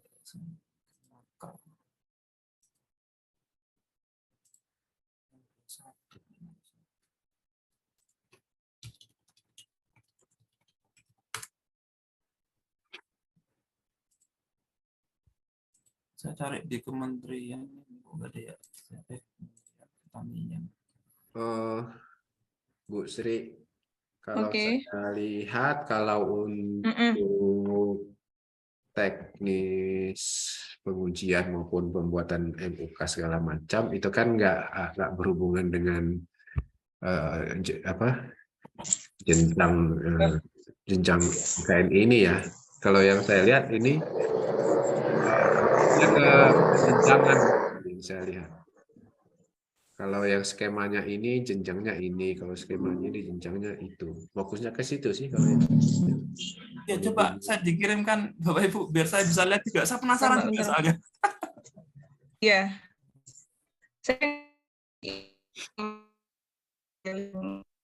Ibu share linknya mungkin di chat ya, bisa buka. Aduh, tunggu. Saya cari juga di Kemenaker nggak muncul ya. 621 ya? Iya, 621 2020 Pak. 621. KKNI ya Pak? Iya.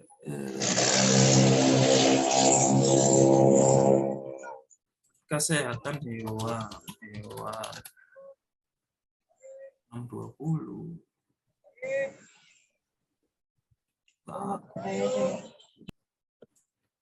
KKNI nomor 620. Enggak aktif ya.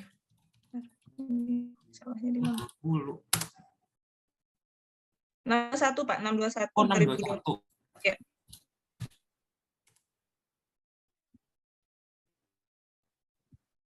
Mulai yang keluar pengolahan biskuit. Mana ya? Ibu kirimkan di ini di chat mungkin. Atau dikirim ke Mas Ulfa aja, Bu Sri. Nanti Mas Ulfa kirim ke Dr. Agung. Iya, ini kayaknya ada apa nih ya? Oke, siap. Bentar, saya kirim ke Mas Ulfa aja. Iya. Ya. 621 nggak muncul ya. 621. Kenapa?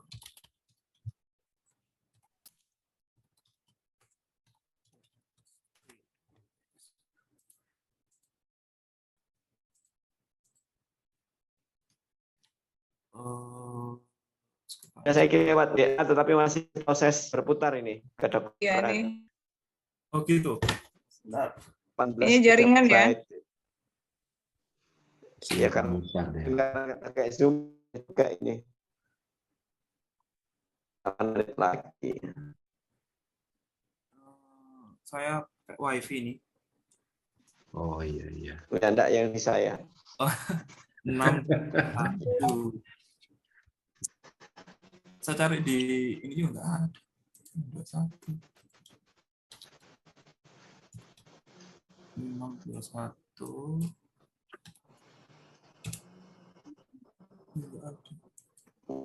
Mas. Ketemu Mas? Ketemu tapi masih lama ini. Ininya lama, 18 MB tuh. Karena sama jalan Zoom kan itu ya. Kementerian.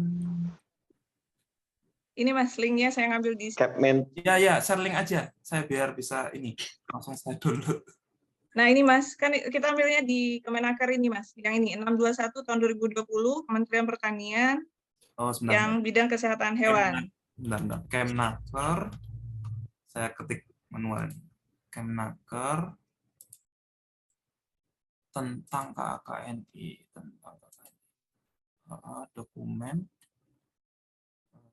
621 tahun 2020. KKNI diklik kemenaker.go.id KKNI itu yang Mas, diklik. udah saya kirim.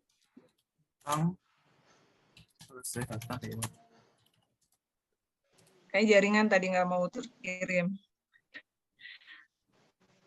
Bentar. Nah, ini juga jadi perdebatan nih dengan teman-teman di peternakan nih, Mas Ulfa, Perunggasan. Dia punya KKNI baru. Jadi yang supervisor itu jenjang 4. Kalau di peta okupasi dia jenjang 5. Jadi belum juga itu. Enggak ada ya, 621. Itu linknya saya kirim, Mas. Pak Dr. Agung. Ya, Pak. Linknya udah dikirim dari kalau ya. 621. Di chat ini ada di chat nih. Oh ya nih. Di chat tinggal klik aja itu. Ada 621. Iya ini. Bu Sri, kira-kira apa pengaruhnya perubahan penjenjangan itu dalam hal kita mau uji? Kalau level 6 berarti di 4. Di 4, dia kualifikasi. Iya, ini paramedik di PPNP juga harus D4 nanti. Apakah kemudian kalau kita D3 nggak boleh menguji yang level 6 itu? Mahasiswanya, syarat mahasiswanya. Artinya kualifikasi mahasiswa sesi kita tidak memenuhi. Atau nanti kurikulum kita yang dinyatakan ketinggian. Jadi saya bingung juga nih. Bisa kita diskusi dengan Pak Marjono lagi. Kenapa muncul KKNI-nya kayak gini lagi? Aduh. Tanyakan kemarin sama Marjono. Pak Marjono bingung. Kita yang level 6 itu pengendalian penyakit hewan ya? Produksi. Reproduksi 5 ya? Coba kalau di reproduksi coba lihat Bu Sri. Coba di-share segala. Malah yang reproduksi yang mana yang 6? Pengendalian penyakit sebenarnya. Reproduksi sepertinya. Penanganan dan pengendalian penyakit. Penanganan dan penyakit.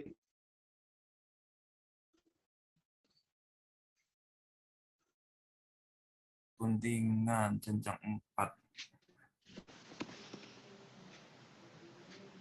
Ya kalau memang dari jenjang itu langsung dihubungkan dengan level D3 atau D4, ya kita berarti apa namanya? Ya yang level 6 nggak bisa melakukan itu kan. Oh, ini dari ini peta okupansi nih namanya.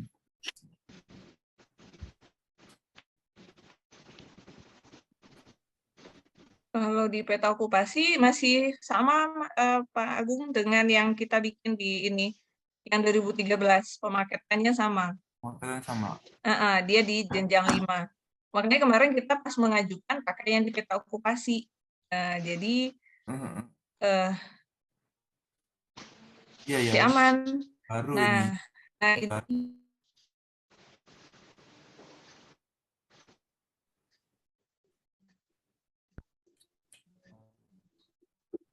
Itu jadi Pak Miko itu kedua-duanya jenjang 6 loh Pak Miko. Dua-duanya jenjang. Saya juga jenjang 6 untuk medik veteriner penanganan kesehatan hewan. Nah, kemungkinan jabatannya paramedik veteriner penanganan reproduksi hewan. Ya. Paramedik bedah sama ya Pak Ulfa ya, Mas? Sudah kita cek kemarin sama sih. Kita cek. Sama. Tinggal kita memilih pemaketannya aja ya. Yang 7 itu apa saja? Iya.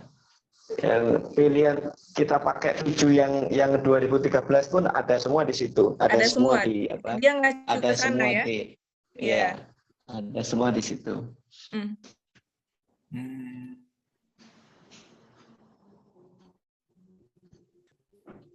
Ya.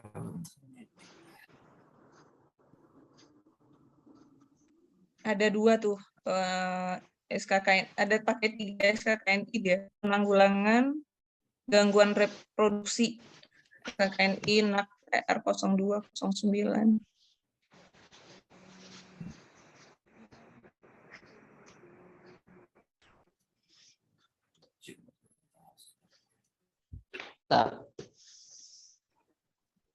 Tapi kira-kira yang kita ajukan nih untuk skemanya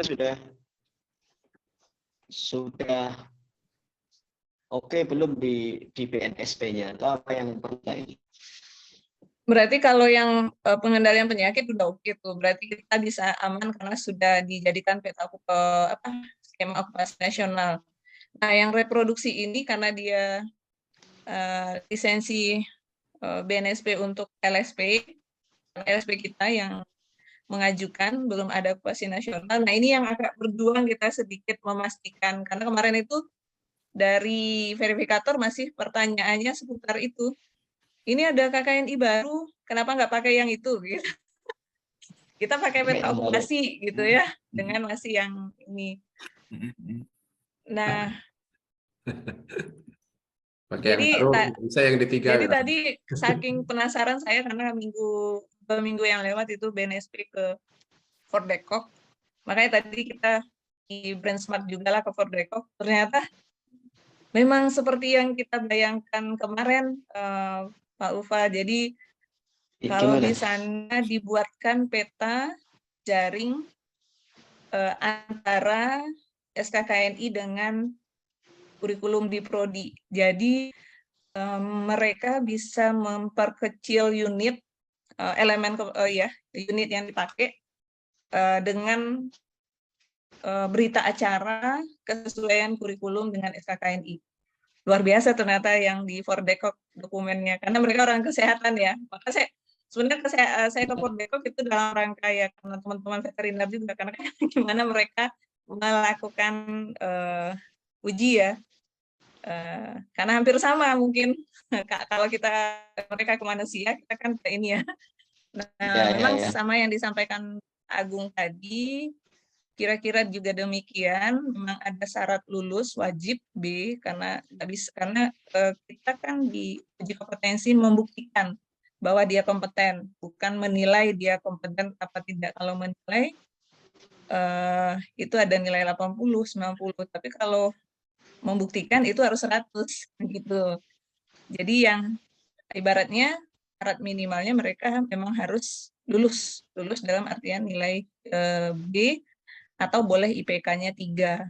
Nah, baru ketika kita cek di syarat di daftar hibah vokasi masih boleh kita ajukan memang yang IPK-nya 3 minimal. Minimal 3. Jadi mungkin untuk semua skema kita memang harus mensyaratkan demikian. Tuh, tapi mungkin nanti kita minta ini masukan dari Pak Agung untuk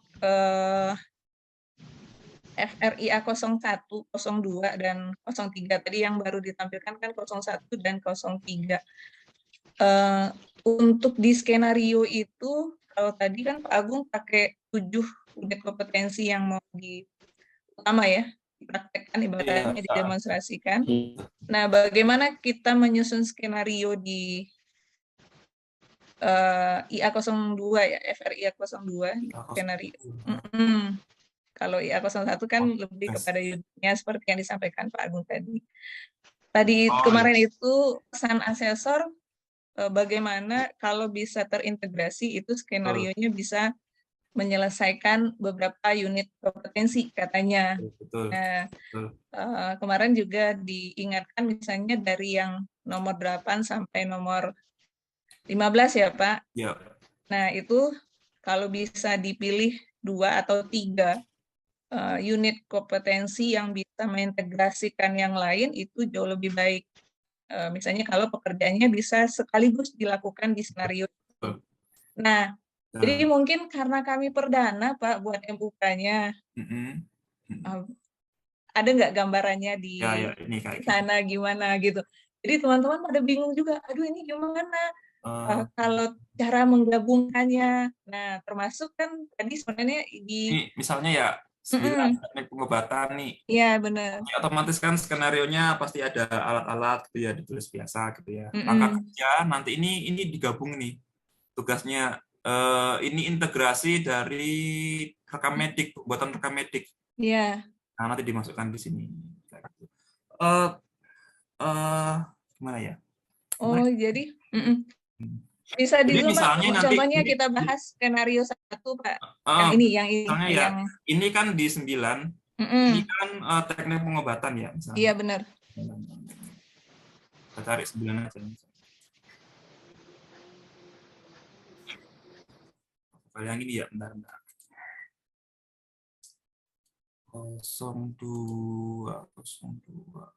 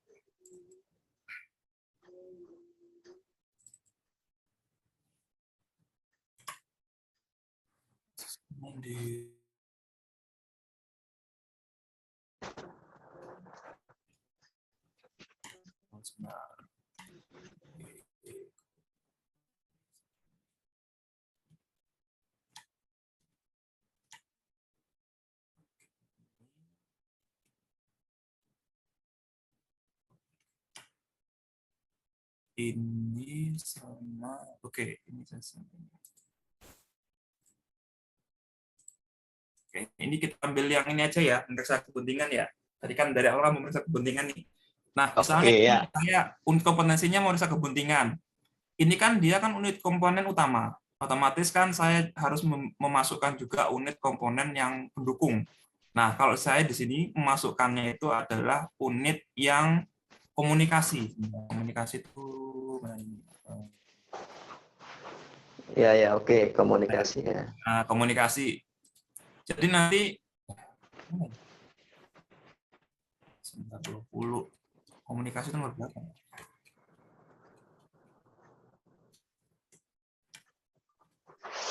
Ini nggak bisa dibagi dua lagi. Jadi buka satu-satu. Mana tadi? Ini melakukan komunikasi. Bukan. Bentar. Bukan ini. Ini.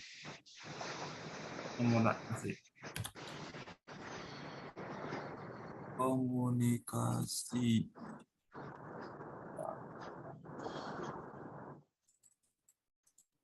Nah, ini share screen.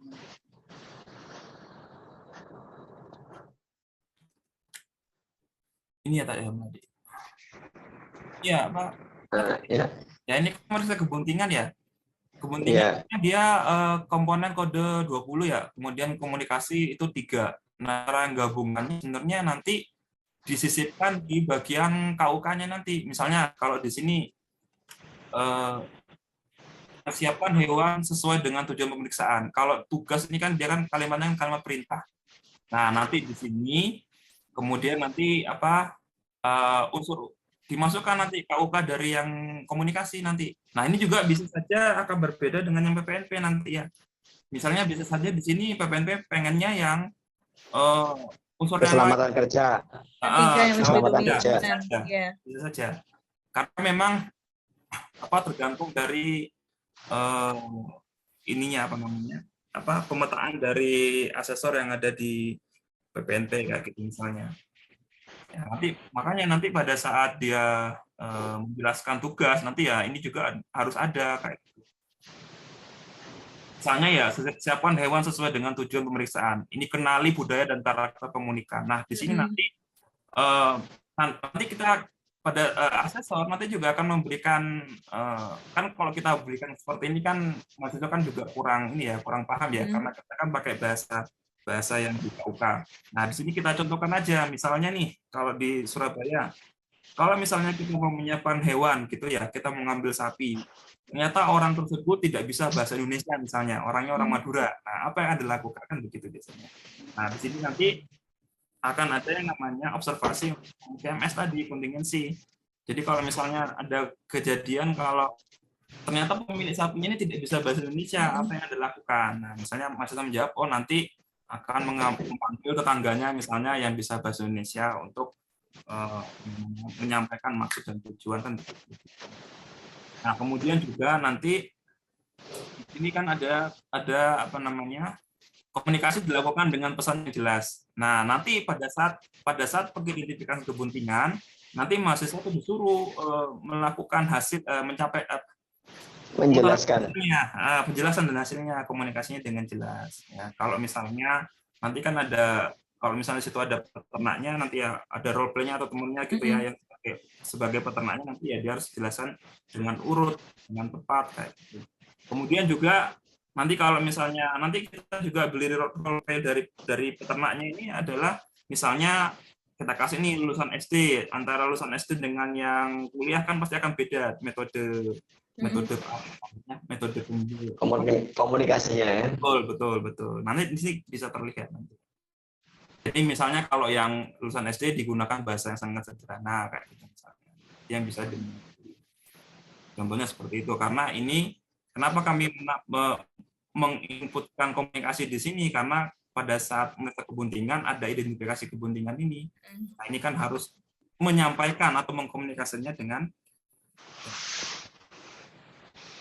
nanti mengintegrasikannya. Pak Agung, berarti tugas yang kita siapkan di sini itu link dengan A01 ya Pak, yang tadi depan. Yang mana? Yang ini kan skenario-nya IA02. Ini kan IA02 ya. Berarti IA01-nya kan betul. Ini tugas prakteknya. Betul. Asesmennya kan daftar listnya, checklistnya kan ada di IA01. Betul, berarti link nanti. Jadi harus link ya Pak ya yang bisa pertanyaan tugas-tugas ini menjawab pertanyaan yang kita buat di KUK-nya yang sudah ada di IA01 ya Pak ya. Ya, MAPA ya? Apa kalau Anda? IA01 bukan Pak? Sebentar. Yang checklist observasi tadi. Oh iya, betul. Iya. Berarti betul. Gitu ya Pak? Betul. Ini karena orang-orang Jadi saya tadi karena lihat Pak Agung presentasi, jadi baru ngeh juga, kayak gini ya, baru link dia gitu. Betul sekali, betul. Jadi terjawab pertanyaan Bu Susi tadi, kalau anak demonstrasi dengan daftar tugas yang ada di IA02, IA02 kan boleh kita kasihkan ke mahasiswa ya Pak ya, ke ASESI ya. Betul. Tapi IA01 kita yang pegang ya. Betul sekali. Dia sudah kompeten dalam menyiapkan alat dan bahan, misalnya gitu ya Pak ya. Betul sekali. Siap. Mungkin gitu Bapak Ibu nih yang lagi semangat bikin MUK, jadi Ya, percerahkan yang tadi. Apa hubungan skenario dengan IA01. Betul. Oke, siap. Skenario-nya. Jadi kalau disanding satu lagi di sebelahnya ini IA01 Pak Agung, kelihatan nanti ya Pak ya, bagaimana tugas-tugas yang diinstruksikan itu terukur di IA01 oleh asesor nantinya. Betul. Makanya nanti di tugas ini, kalau mereka misalnya mampu, kompeten ya nanti kan tinggal di checklist aja. Iya, siap. Untuk yang SKKN 621 ini ya, ini tak pelajari dulu ya, ini baru saya baca juga. Iya. Tapi SKKNI-nya nggak ada perubahan, saya lihat Pak. Yang berubah itu di kualifikasinya. Betul. Di KKNI. Cuma perubahan kualifikasi itu kan jadi berdampak ketika kita dengan verifikator. Pak Agung mungkin kalau berhadapan dengan verifikator ini luar biasa ya Pak ya. Betul. Beda Karena terus terang aja untuk yang pengendalian penyakit ini kan terlisensinya sebelum keluarnya yang 621 ini kan. Iya benar. Iya. Kalau sekarang sudah keluar, misalnya kalau saya mau menyusun yang baru pasti akan terkendala di situ. Iya, jadi karena kita baru ngusulkan, jadi kemarin yang pengendalian penyakit saya anggap aman karena saya langsung gini. Karena okupasi nasional. Udah ada okupasi nasionalnya Pak, gitu. Ya udah kalau okupasi nasional kita ngikut. Pokoknya okupasi nasionalnya itu kan gini ceritanya. Pada saat tahun 2020 itu kan dari Diksi itu kan menerima hibah 15 skema kompetensi yang sesuai dengan IDUKA. Makanya pada saat itu UNER dengan IPB itu nyusun ini sebenarnya. Benar. Nyusun 3 ini. Karena yang reproduksi ini udah terlisensi, jadi nggak diajukan yang okupasi nasional. Jadi yang 3 ini yang okupasi nasional itu pengendalian penyakit, pemeriksaan laboratorium, sama yang keamanan pangan. Iya. Makanya yang reproduksi masih lisensinya UNER ya Pak ya? Lisensinya UNER, betul. Yang pengendalian penyakit yang sudah. Makanya sekarang Payakumbu bingung balik Pak, karena yang reproduksi KKNI barunya sudah lahir. Betul. Makanya dari awal bilang ke PPNP ya, kalau bisa yang pengendalian penyakit aja. Kenapa? Karena sekarang ini lagi dibutuhkannya pengendalian penyakit, karena lagi musimnya PMK kan. Kalau pengendalian penyakit nanti bisa kemana-mana. Bisa kemana-mana. Kalau yang reproduksi dia memang khusus di reproduksi ya kayak gitu ya. Jadi nggak bisa kemana-mana ya, paling untuk dipakai untuk penanganan reproduksi. Tapi kalau penyakit ini masih bisa kemana-mana, bisa dipakai di klinik. Bagus ya Pak, nilai jualnya tinggi. Betul, nilai jualnya lebih tinggi yang pengendalian. Iya benar.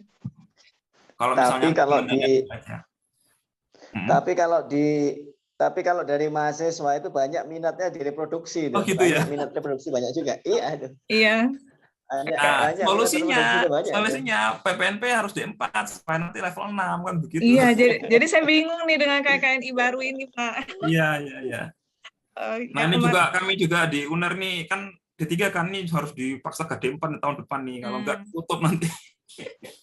Makanya ini juga beberapa minggu ini kita juga masih bingung nih pembentukan D4 ini kan, apalagi resistensinya lumayan besar di UNER nih. Iya.